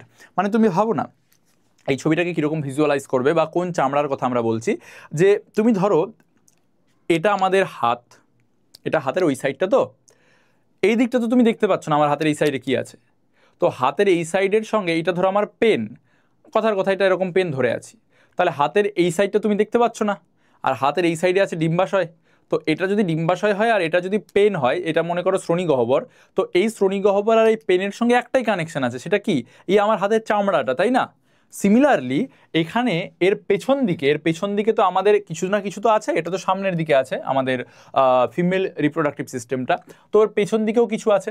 তো সেই যে পেছন দিকে যে জিনিসটা আছে যেটাকে আমরা শ্রোণী গহ্বর বলছি, যে স্পেসটা আছে, সেই স্পেসের যে চামড়াটা, মানে সেই যে স্পেসটা, তার সঙ্গে এই যে আমাদের ডিম্বাশয়টা, ডিম্বাশয়টা তো সামনের দিকে আছে, এই যে এরকম কথাটা, এটা সামনের দিকে আছে আর পেছনের দিকের সঙ্গে কি দ্বারা জড়িত? বলছে যে এই চামড়াটা দ্বারা জড়িত। তাই এই চামড়াটাকে আমরা কি বলছি? বলছি এই চামড়াটাকে আমরা বলছি ব্রড লিগামেন্ট। দ্যাটস ইট, ঠিক আছে? তাহলে আমরা কি লিখব? যে আমাদের ডিম্বাশয়, ডিম্বাশয় পেরিটোনিয়াম পর্দা, মানে ওই যে পর্দাটার কথা আমরা বলছি সেই পর্দাটাকে বলছে পেরিটোনিয়াম পর্দা, পেরিটোনিয়াম পর্দার সাথে,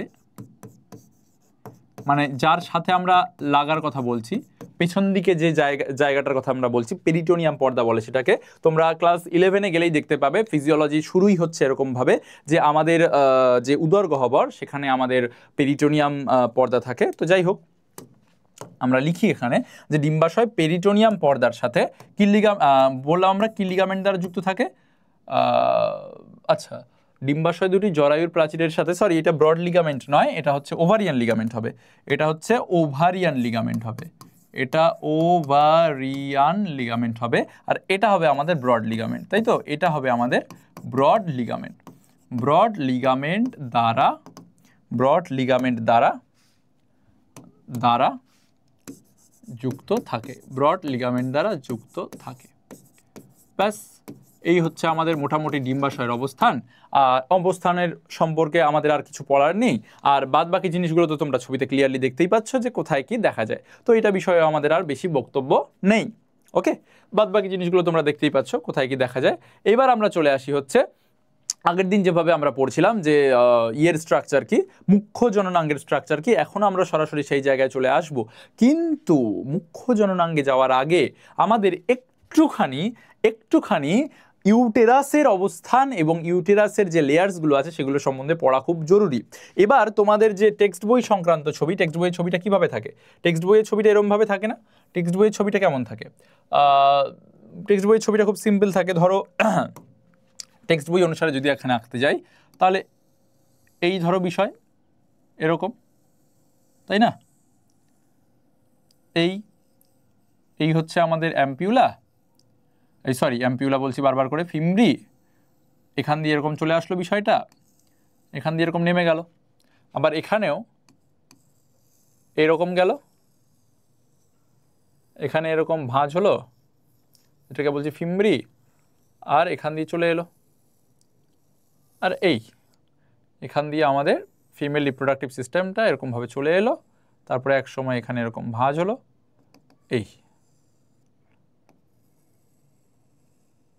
তাই তো? একটুখানি এই জায়গাটা মুছতে হবে। এই ধরো সিম্পল ছবি, খুব সিম্পল। তারপরে কি থাকে? এইখানে আমাদের একটা ডিম্বাশয় থাকে, এখানে আমাদের এরকম একটা ডিম্বাশয় থাকে, এইখানে থাকে আমাদের সাসপেন্সারি লিগামেন্ট, এখানে থাকে আমাদের সাসপেন্সারি লিগামেন্ট, আর এখানে থাকে আমাদের কি? এখানে থাকে এরকম ওভারিয়ান লিগামেন্ট, এখানে থাকে এরকম ওভারিয়ান লিগামেন্ট, যেটা একটু আগে আমরা দেখছিলাম। আর এই যে ইউটেরাস, এটাকে আমরা কি বলছিলাম? ইউটেরাস। এরপরে ধরো এরকমভাবে জিনিসটা এসছে, এরপর এরকমভাবে জিনিসটা এসছে, এটাকে আমরা কি বলছি, এটাকে আমরা বলছিলাম হচ্ছে সার্ভিক্স, এটাকে আমরা বলছিলাম সার্ভিক্স, তারপরে বাদ বাকিটা হচ্ছে যোনিছিদ্র। এরপরে যে অংশটা আছে সেটা হচ্ছে আমাদের যোনিছিদ্র। তো এই যে এটাকে আমরা বলছিলাম যে ইউটেরাস, এই যে এই অংশটা এখান থেকে এই অবধি, এটাকে আমরা কি বলছিলাম, ইউটেরাস বলছিলাম, তাই তো। তো আমরা যদি এখানে একটুখানি জিনিসটাকে পয়েন্টিং করি যে এটা হচ্ছে আমাদের জরায়ু, জরায়ু বা ইউটেরাস, জরায়ু বা ইউটেরাস। এবার এই ইউটেরাসটা সম্বন্ধে কিন্তু পরীক্ষায় প্রশ্ন আসে, নিতেও এসেছে অনেকবার। কি প্রশ্নটা এসেছে দেখো, প্রশ্নটা এসেছে যে জরায়ুর 3টে কি থাকে, লেয়ার থাকে। তো আমরা যদি এখানে এরকম লেয়ার আঁকা শুরু করি, আমি একটু মোটা করে যদি এরকমভাবে দিই জিনিসটা, এইটা, তো এটা ধরো পুরোটাই আমরা এখানে 3টে লেয়ার আঁকবো। ধরো প্রথমে আঁকলাম আমি এরকম, এবং এটাকে আমরা অন্য একটা কালার দেবো অবশ্যই। আমি আগে পুরোটা কমপ্লিট করি, তারপরে আমরা কালারটা দেবো। এটাকে আমরা আরেকটা লেয়ার দিলাম, আর ওটা আরেকটা লেয়ার। এবার এটাকে যদি আমরা কালার করে দিই, তাহলে কালার কোডিং দেখে তোমরা পরিষ্কারভাবে আলাদা করে বুঝতে পারবে। এটাকে আমরা এরকম কালার দিয়ে দিই। আচ্ছা, এটাকে আমরা কি কালার দিই বলো তো, কি দেয়া যায়, এই কালারটা দিয়ে দিই। আর এটাকে আমরা অন্য কালার দিয়ে দিই, সাদা কালার দিয়ে দিই, সাদা দিয়ে দিই, এটাকে সাদা, হ্যাঁ। তো দেখো ক্লিয়ারলি আমরা একটা ডিফারেন্স বুঝতে পারছি এখানে, যে কীরকমভাবে ডিফারেন্সটা দেখা যাচ্ছে। পুরোটাই টানতে হতো, ঠিক আছে, তো আমরা ওইটুকুই টেনেছি। পুরোটাই টানতে হতো, তো আমরা অল্প একটুই টেনে রেখেছি, পুরোটা করলে ভালো হতো। তো ঠিক আছে, আমাদের বোঝার মতো যথেষ্টই আছে এখানে। আমাদের একদম যে ভিতরে লেয়ারটা আছে এটাকে আমরা বলে থাকি হচ্ছে পেরিমেট্রিয়াম। কি বলে থাকি, পেরিমেট্রিয়াম। তো আমরা এখানে যদি নামটা লিখি, এটা হচ্ছে আমাদের পেরিমেট্রিয়াম, পেরিমেট্রিয়াম। এরপরে তার পরের যে লেয়ারটা আছে, অর্থাৎ এই লেয়ারটা, এটাকে আমরা কি বলবো, এটাকে আমরা বলবো হচ্ছে মায়োমেট্রিয়াম। এটাকে আমরা বলে থাকি মায়োমেট্রিয়াম। আর একদম ভেতরে যে লাল কালারটা তোমরা দেখতে পাচ্ছ, এটাকে আমরা বলে থাকি এন্ডোমেট্রিয়াম। এটাকে আমরা কি বলে থাকি, এন্ডোমেট্রিয়াম।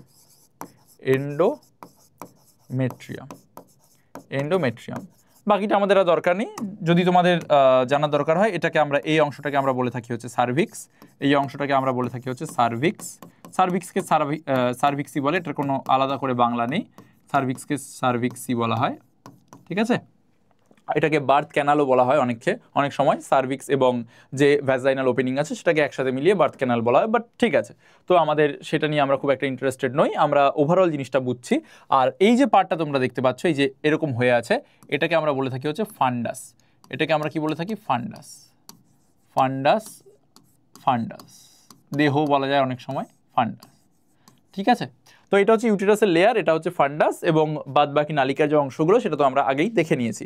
এবার পরীক্ষায় প্রশ্ন আসবে, এই যে ইউটেরাস বা জরায়ুর লেয়ার, সেই লেয়ার থেকে পরীক্ষায় প্রশ্ন আসতে পারে। কি প্রশ্ন আসবে আমরা এখানে লিখছি, দেখো আমরা এখানে একটাখানি বাক্স বানিয়ে নিই, তাহলে হয়তো দেখতে একটুখানি ভালো লাগবে, তাই না। তাহলে এখানে একটা এরকম বাক্স বানিয়ে নিলাম, বাক্স কি বানিয়ে নিলাম, হ্যাঁ বানিয়ে নিয়েছি, কিন্তু ডিলিট হয়ে যাচ্ছে। বাক্স চলে এসছে, বাক্সের কালার দিয়ে দিলাম। এরপরে আমরা কি লিখব, আমরা লিখব হচ্ছে লেয়ার অফ এন্ডোমেট্রিয়াম, এটাই হবে আমাদের হেডিং। তাহলে আমাদের হেডিংটা লেখার জন্য আমাদের দরকার হচ্ছে সেই জিনিসটি, কোন জিনিসটি বলো তো, কোনটি সেই জিনিসটি, এইটা হচ্ছে সেই জিনিসটা। তাহলে এখানে আমরা লিখব লেয়ার, খালি যাতে সঠিক লেখাটা পড়ে, ভুল যাতে না হয়ে যায়, লেয়ার অফ ইউটেরাস। সঠিক লেখা পড়েছে কি, ম্যাজিক, সঠিক লেখা পড়ে গেছে। এটা হচ্ছে আমাদের বোর্ডের একটি কারসাজি, যেটা তোমরা দেখতে পেলে এখন। তাহলে এটাকে আমি একটু নিচে নামিয়ে দিই, লেয়ার অফ ইউটেরাস, এটাকে একটু লম্বা করে দিই, এটাকে একটু বেটে করে দিই, হ্যাঁ সুন্দর হয়েছে দেখতে। হ্যাঁ চলো, তাহলে লেয়ার অফ ইউটেরাসে আমরা কি দেখতে পেলাম, প্রথমে আমরা দেখলাম হচ্ছে একদম বাইরের লেয়ারটা, যেটা হচ্ছে আমাদের পেরিমেট্রিয়াম।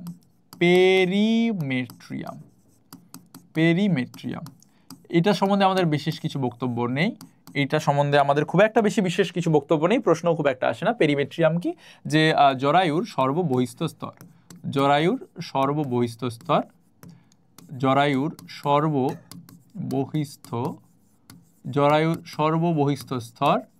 যেখানে ওভারিয়ান লিগামেন্ট সংযুক্ত হয়,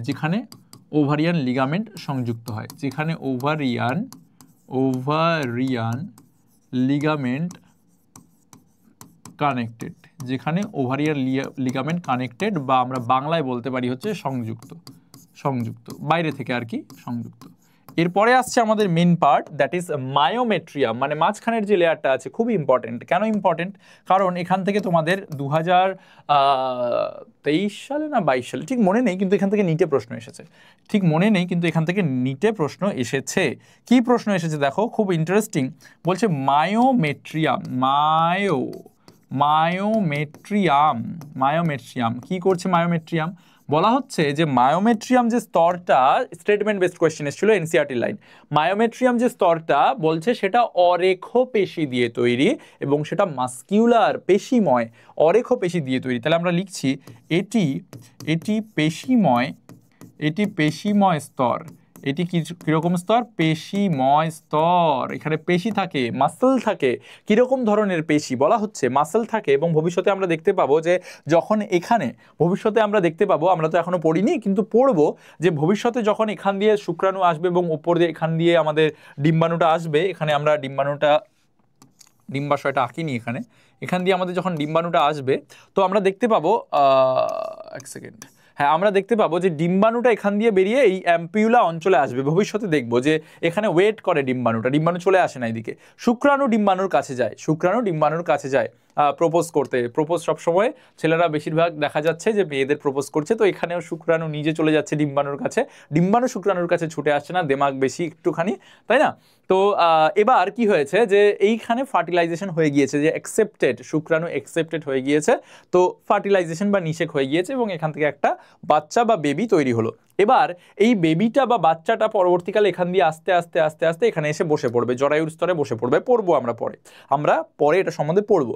তো জরায়ু স্তরে যখন বসে পড়বে, ভবিষ্যতে বাচ্চাটা বড় হবে মায়ের গর্ভে। তো এটাই হচ্ছে, আমরা বলি না মায়ের গর্ভে বাচ্চা আছে, এটাই হচ্ছে মায়ের গর্ভ। তো এইখানে এসে বাচ্চাটা বসে পড়বে, এখানে নিষেক হয়ে বাচ্চা এখান দিয়ে আস্তে আস্তে এখানে বসে পড়লো। এবার বাচ্চা যখন ওখানে বসে পড়বে, পরবর্তীকালে যখন বাচ্চাকে মায়ের পেট থেকে বের করতে হবে, তো বাচ্চাকে প্রেসার দিতে হবে, তার জন্য আমাদের দরকার মাসল। এবার কোন মাসল, কোথায় মাসল? এই জায়গাটার মাসেলটা দিয়ে আমরা প্রেসারটা দেব। এই যে আমরা মায়োমেট্রিয়ামের কথা বলছি, এই মায়োমেট্রিয়াম লেয়ারের পেশিটা দিয়েই প্রেসারটা পড়বে, যে প্রেসারের ফলে বাচ্চাটা বাইরে আসার চেষ্টা করবে। এই সম্বন্ধে ডিটেলসে তোমরা মেডিকেল সেক্টরে আরো ভালো করে পড়তে পারবে, কিন্তু অবশ্যই আমাদের মায়োমেট্রিয়ামের এই ফাংশনটা জানা দরকার, যেটা পেশিময় স্তর এবং এখানে কি ধরনের পেশি থাকে। বলছে যে এখানে অরেখ পেশি থাকে, এখানে অরেখ পেশি থাকে, এটাই আমাদের ভেরি ভেরি ইম্পর্টেন্ট, এটাই আমাদের ভেরি ইম্পর্টেন্ট পার্ট। অরেখ পেশি থাকে। এবার প্রশ্ন হচ্ছে যে অরেখ পেশি আমাদের ইচ্ছায় কাজ করে নাকি অনিচ্ছায় কাজ করে? আমরা ক্লাস 11-এ চলন গমন চ্যাপ্টারে পড়েছি। কি পড়েছি? চলন গমন চ্যাপ্টারে আমরা পড়েছি যে অরেখ পেশি এটা হচ্ছে অনৈচ্ছিক। অরেখ পেশি কেমন পেশি? এটা হচ্ছে অনৈচ্ছিক, আমাদের ইচ্ছা অনুসারে চলে না। এটাই তোমাদের স্টেটমেন্ট বেসড কোয়েশ্চেন আসতে পারে। ধরো বলে দিল যে অরেখ পেশি বা ওই অনৈচ্ছিক পেশি মায়োমেট্রিয়াম লেয়ারে না বলে ধরো বলে দিল যে এন্ডোমেট্রিয়াম লেয়ারে থাকে। এটা ঠিক না ভুল বলতে হবে, বা আরও তার সঙ্গে 2-4টে স্টেটমেন্ট দিয়ে বললো যে এদের মধ্যে কোনটা ঠিক, তখন কিন্তু ধরতে হবে সেটা। আচ্ছা, এরপরে চলে আসছে আমাদের পেরিমেট্রিয়াম গেল, মায়োমেট্রিয়াম গেল, এবার আসছে আমাদের এন্ডোমেট্রিয়াম। কি এন্ডোমেট্রিয়ামে এসে বাচ্চাটা প্রথমবারের জন্য মায়ের গর্ভটা টাচ করে। এন্ডোমেট্রিয়াম লেয়ারে মায়ের গর্ভে বাচ্চাটা প্রথমবার এসে টাচ করে।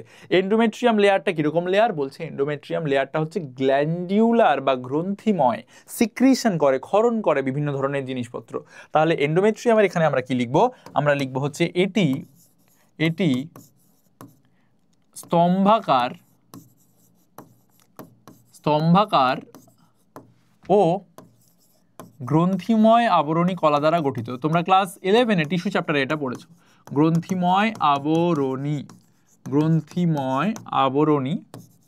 কলা দ্বারা গঠিত।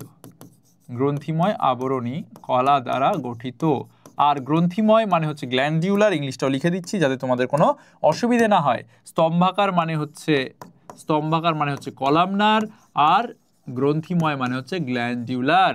স্তম্ভাকার মানে কি? স্তম্ভাকার মানে হচ্ছে কলামনার, COLOUMNAR,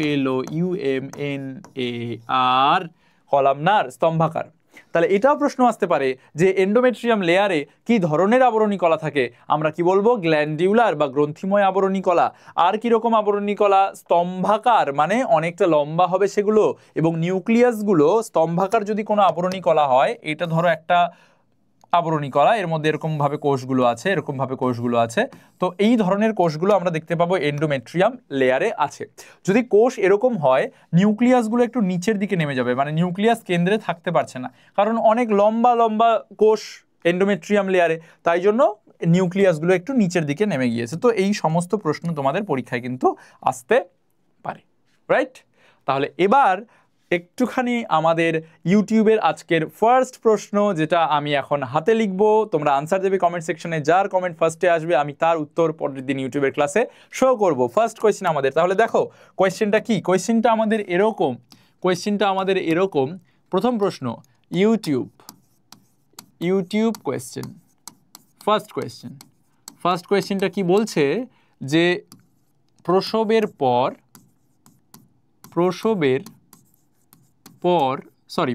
পর নয়, নিষেকের পর সন্তান বা বলতে পারো জাইগোট,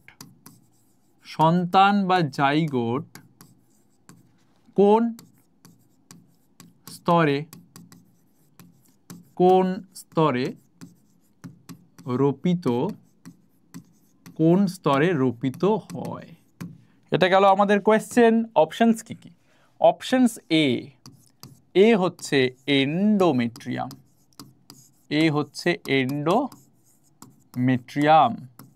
অ্যান্সার কিন্তু আমি বলে দিয়েছি, খুব ভালো করে লেকচারটা দেখলে তোমরা বুঝতে পারবে, অ্যান্সার কিন্তু আমি কোথাও না কোথাও বলে দিয়েছি। পেরিমেট্রিয়াম। আর কি? আর হচ্ছে মায়োমেট্রিয়াম।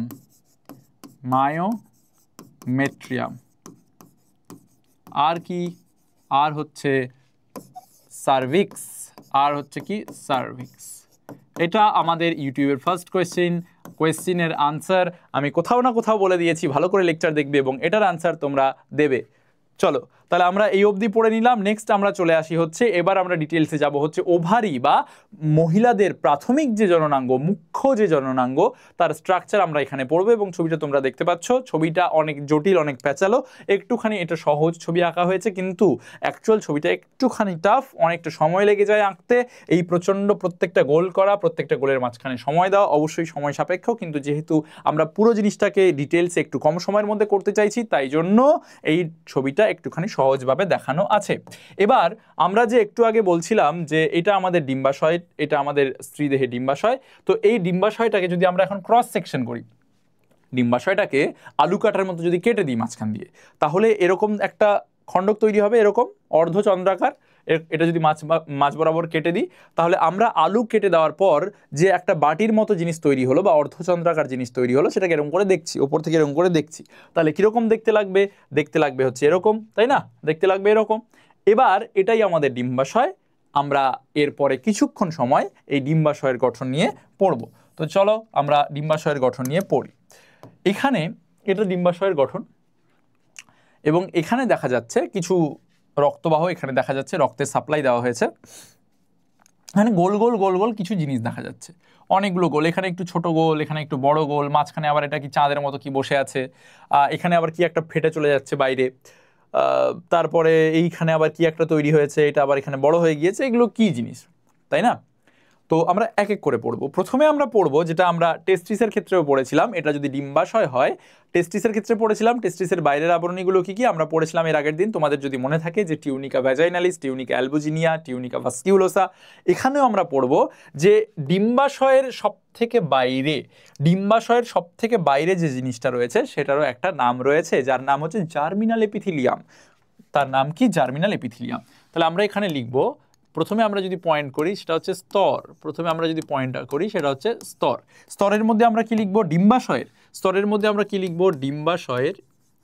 ডিম্বাশয়ের সবচেয়ে বাইরের আবরণীকে কি বলে? আমরা বললাম জার্মিনাল এপিথেলিয়াম। ডিম্বাশয়ের সবচেয়ে বাইরের স্তর, ডিম্বাশয়ের সবচেয়ে বাইরের স্তর কি স্তরের নাম কি? আমরা বললাম হচ্ছে জার্মিনাল এপিথেলিয়াম। কি বললাম? Germinal, germinal, germinal epithelium, germinal epithelium গেল জার্মিনাল এপিথেলিয়াম। এরপরে জার্মিনাল এপিথেলিয়াম হচ্ছে সব থেকে বাইরের লেয়ার। তার ভেতরের লেয়ারটা কি বলছে? এরপরের অভ্যন্তরস্থ লেয়ার বা অভ্যন্তরস্থ স্তর, এরপরের অভ্যন্তরস্থ স্তর, এরপরের অভ্যন্তরস্থ স্তর হলো জার্মিনাল এপিথেলিয়ামের পরে আমরা যেটা টেস্টিসের ক্ষেত্রে পড়েছিলাম সেটা আবার এখানে চলে আসবে, that is tunica albuginea, that is tunica. এটা আমরা পড়েছিলাম ইয়ের ক্ষেত্রেও, ডিম্বাশয়ের ক্ষেত্রেও, এখানে আবার এসছে টিউনিকা অ্যালবুজিনিয়া, টিউনিকা অ্যালবুজিনিয়া, টিউনিকা অ্যালবুজিনিয়া। তাহলে স্তর পড়ে নিলাম। এরপর স্তরটা যদি একটুখানি পার করি তাহলে দেখা যাচ্ছে যে এখানে কিছু থলির মতো গোল গোল গোল গোল জিনিস সৃষ্টি হয়েছে। দেখো থলি, নামও তাই ফলিকাল, নামও ফলিকাল, দেখতেও ফলিকালের মতো, থলির মতো। আমরা এখানে লিখবো থার্ড পয়েন্ট কি, আমরা জানি না এগুলো কি, আমরা এর পরে পড়বো এগুলো কি। হ্যাঁ, তো দেখো এরপরে বলছে যে এই থলিগুলো বিভিন্ন দিকে ছড়িয়ে ছিটিয়ে ভেসে ভুসে আছে। কিছুজন দেখা যাচ্ছে একটু ধারের দিকে আছে, কিছুজন মোটামুটি মাঝখানের দিকে চলে এসেছে। তো ডিম্বাশয়ের এই যে পুরো এরিয়াটা, এটাকে দুই ভাগে ভাগ করা যায়। একটা হচ্ছে একটুখানি ধারের দিকের জায়গাগুলো, যেগুলোকে আমরা বলে ডাকি কর্টেক্স। একটুখানি হচ্ছে ধারের দিকের জায়গাগুলো, এই যে এই ধারগুলো, এগুলোকে আমরা কি বলে থাকি? এগুলোকে আমরা বলে থাকি হচ্ছে কর্টেক্স। আর কিছুটা আছে একদম মাঝখানে এই জায়গাগুলো, এগুলোকে আমরা কি বলে থাকি? এগুলোকে আমরা বলে থাকি মেডিউলা। তাহলে আমরা দুটো জিনিস পড়বো, একটা হচ্ছে কর্টেক্স আর একটা হচ্ছে মেডিউলা। সেখানে আমরা এটা লিখি, কি লিখবো? যে ডিম্বাশয়, ডিম্বাশয় এর দুটি স্তর বা ডিম্বাশয়ের দুটি ভাগ। তো এটা স্তর না বলে তাহলে এটাকে আমরা আবরণ বলতে পারি। এটাকে স্তর না বলে এটাকে আমরা আবরণ বলতে পারি, এটাকে আমরা আবরণ বলতে পারি, আর এটাকে আমরা স্তর বলতে পারি। তাহলে ডিম্বাশয়ের দুটি ভাগ না বলে আমরা ডিম্বাশয়ের দুটি স্তর বলি, তাহলে ভালো লাগবে শুনতে। ডিম্বাশয়ের দুটি, ডিম্বাশয়ের দুটি, আচ্ছা টটা হচ্ছে না কেন বলো তো, কি সমস্যা? দুটি ভাগ, দুটি ভাগ, এটা মুছে দিলাম আর এখানে লিখলাম দুটি স্তর। কি কি আমরা বললাম? বাইরের দিকে যেটা থাকে একদম প্রান্তের দিকে সেটা বহিস্তর বা সেটাকে আমরা বলে থাকছি কর্টেক্স, আর ভেতরের দিকে থাকছে যেটা সেটা হচ্ছে মেডিউলা। তাহলে এখানে আমরা লিখছি বহিস্তর। প্রথমে আমরা এখানে লিখছি কি? বহিস্তর। বহিস্তরকে আমরা বলি হচ্ছে কর্টেক্স। আচ্ছা, ভেতরের দিকের স্তরটাকে আমরা বলি হচ্ছে অন্তঃস্তর বা এটাকে আমরা বলে থাকি মেডিউলা, এটাকে আমরা বলে থাকি মেডিউলা। এটা তো তোমরা ক্লাস 11-এ যে আমাদের ইয়ে চ্যাপ্টার রয়েছে, কি চ্যাপ্টারটার নাম? এন্ডোক্রাইন সিস্টেম, সেখানেও তো অবশ্যই পড়েছো যে অ্যাড্রিনাল কর্টেক্স, অ্যাড্রিনাল মেডিউলা, এই সমস্ত জিনিসগুলো তো খুব কমন, তাই না? তো আশা করি এটাতে তোমাদের কোনো অসুবিধা হবে না। এবারে বাদবাকি যে পয়েন্টটা, লাস্ট পয়েন্টটা, সেটা আমরা এমনি লিখে রাখছি, পরে আমরা এটা ডিটেলিংয়ে যাব। কি সেটা? যে ডিম্বাশয়ে, ডিম্বাশয়ে বিভিন্ন ধরনের থলি দেখা যাচ্ছে। ডিম্বাশয়ে বিভিন্ন ধরনের থলি, ডিম্বাশয়ে বিভিন্ন ধরনের থলি বা ফলিকাল পরিলক্ষিত হয়, থলি বা ফলিকাল পরিলক্ষিত হয়, থলি বা ফলিকাল পরিলক্ষিত হয়। কি কি সেই থলিগুলো? সেই থলিগুলোর বিভিন্ন নাম আছে, সেগুলো কিভাবে আসলো আমরা এর পরের স্লাইডে পড়বো। নামগুলো আপাতত আমি এখানে লিখে রাখছি, যেরকম প্রাথমিক ডিম্বথলি, নামগুলো এখানে আমি আপাতত লিখে রাখছি, প্রাথমিক ডিম্বথলি। তারপরে হচ্ছে স্যার গৌণ ডিম্বথলি, প্রাথমিক ডিম্বথলি, তারপরে হচ্ছে গৌণ ডিম্বথলি, তারপরে হচ্ছে গৌণ ডিম্বথলি। তারপরে কি? প্রাথমিক ডিম্বথলি, গৌণ ডিম্বথলি কি আসবো আমরা।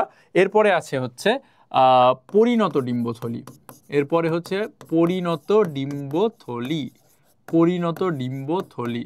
আর কি? আর হচ্ছে কর্পাস লিউটিয়াম। এটা কি? আমরা সব আসবো, এক এক করে আমরা সব পড়বো, একটাও কিছু বাদ যাবে না, সব কিছু ডিটেলসে লিখবো প্লাস সব কিছু ডিটেলসে পড়বো এটা শুধুমাত্র তোমরা পাবে এসও 11 অ্যান্ড 12 সাহিল স্যারের ক্লাসে, তাই জন্য প্রত্যেকটা ক্লাস দেখতে হবে, কারণ each class is different from the previous one. Okay, চলো আমরা নেক্সট জায়গায় যাই। তো আমরা মোটামুটি দেখে নিলাম যে একটা ডিম্বাশয়ের ভিতরে কি থাকতে পারে। আমরা দেখতে পেলাম যে কর্টেক্স মেডিউলা থাকে, বিভিন্ন ধরনের থলি থাকছে, রক্তবাহের সাপ্লাই টাপ্লাই আসছে এই সাইড দিয়ে, তো ওকে ঠিক আছে। তারপরে আরও কিছু থলি টলি আছে।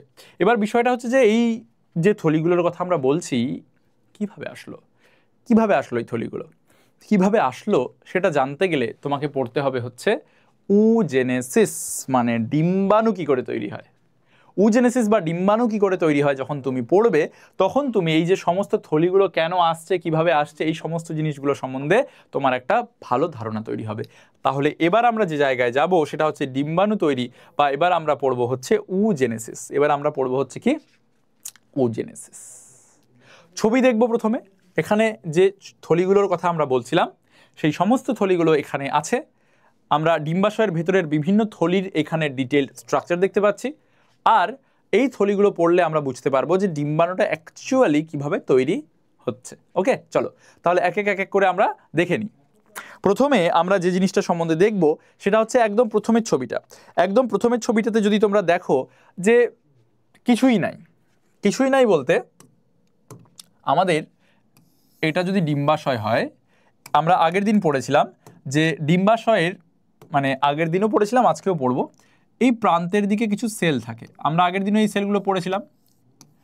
এগুলোকে আমরা বলছিলাম যে এগুলো হচ্ছে জনন কোষ, মানে মাতৃজনন কোষ, জনন কোষ না, এগুলো হচ্ছে মাতৃকোষ। এবং এই মাতৃকোষগুলোই পরবর্তীকালে মিওসিস কোষ বিভাজন করে এখান থেকে আমরা আগের দিন পড়ছিলাম যে এখান থেকে স্পার্ম বা শুক্রাণু তৈরি হয়, এটা টেস্টিসের ক্ষেত্রে। তো এখন তো আমরা পড়ছি ডিম্বাশয়, তো আমরা টেস্টিস পড়ছি না, এখন আমরা পড়ছি হচ্ছে ওভারি। তাহলে এখন আমরা কাকে নিয়ে কথা বলবো? এখন আমরা ডিম্বাশয়কে নিয়ে কথা বলবো এবং ডিম্বাণুকে নিয়ে কথা বলবো। তো বিষয়টা হচ্ছে এরকম যে এটা যদি একটা ডিম্বাশয় হয়, তাহলে ডিম্বাশয়ের এই যে প্রান্তের দিকে যে সেলগুলো থাকছে সেগুলোকে আমরা বলছি হচ্ছে মাতৃকোষ। এবং এই মাতৃকোষগুলো থেকে তৈরি হবে প্রাইমর্ডিয়াল ফলিকল। প্রাইমর্ডিয়াল ফলিকল মানে হচ্ছে একদম মাতৃকোষই বলতে পারো, মাতৃকোষের একটুখানি বড় ভার্সন, যেখান থেকে ভবিষ্যতে ডিম্বাণু তৈরি হবে। তো প্রাইমর্ডিয়াল ফলিকল মানে আমি বলতে পারি যে মাতৃজনন কোষ বা জনন মাতৃকোষ। মাতৃজনন কোষ নয়, জনন মাতৃকোষ। জনন মাতৃকোষ যুক্ত একটা থলি। এবার কি হয়েছে, এই যে ফলিকল বা থলিটা বললাম, মানে এই যে কোষগুলো, এখান থেকে একটা সিম্পল জাস্ট অ্যাসেহি থলি তৈরি হয়েছে। এই একটা থলি তৈরি হয়েছে, মানে এটা যে কোনো একটা সেল, ধরো এই সেলটার কথা বললাম, এই সেলটা থেকে থলি তৈরি হচ্ছে। তো এটা হয়ে গেল থলি, আর থলির ভেতরে নিশ্চয়ই একটা আমাদের নিউক্লিয়াস থাকবে, তাই তো? আমাদের ভবিষ্যতের চেষ্টা হবে এরকম যে এই যে একটা সেল থেকে এই থলি তৈরি হলো, আমি একটা সেলের কথাই বলছি, অনেকগুলো সেল হতে পারে, এই যে একটা সেল থেকে একটা থলি তৈরি হলো, এই থলিটাকে ভবিষ্যতে আমরা এমনভাবে বড় করব যাতে করে আমরা কি করতে পারি, এই যে ভেতরে নিউক্লিয়াসটা পড়ে আছে এই নিউক্লিয়াসটাকে আমরা বের করে আনতে পারি। আমরা এই থলিটাকে বড় করব, অবশ্যই করব, কিন্তু আমাদের ভবিষ্যতে উদ্দেশ্য হবে এই যে আমাদের নিউক্লিয়াসটা রয়েছে এখানে, এই নিউক্লিয়াসটাকে আমরা বাইরে বার করে আনবো, এটা আমাদের উদ্দেশ্য। এবং যখনই নিউক্লিয়াসটা বাইরে বার করে আনলাম, ওটাকেই বলবো ডিম্বাণু। এই নিউক্লিয়াসটাকে যখন বাইরে বার করে আনবো, বড় করার পর, থলিটা বড় করার পর, এটাকে খাবার দাবার দেওয়ার পর, তখন ওইটাই হবে আমাদের ডিম্বাণু, এটাই আমাদের উদ্দেশ্য। তো এই উদ্দেশ্য সফল করতে গেলে আমরা কি করব? বলছে যে প্রথমে এই যে জনন মাতৃকোষ বলছে, এটাকে বড় করার চেষ্টা করা হলো এবং এরকম একটা থলি তৈরির চেষ্টা চলছে। তো এই থলির মধ্যে এগুলো কি বলছে যে এই যে বাইরের যে সেলগুলো দেখা যাচ্ছে, এই সেলগুলোকে বলছে গ্রানুলোসা কোষ। কিরকম কোষ? বলছে গ্রানুলোসা সেল, গ্রানুলোসা কোষ। আর এই জিনিসটা কি, ভেতরের জিনিসটা, এটা হচ্ছে নিউক্লিয়াস। এটা কি? এটা হচ্ছে নিউক্লিয়াস। এটা হচ্ছে নিউক্লিয়াস।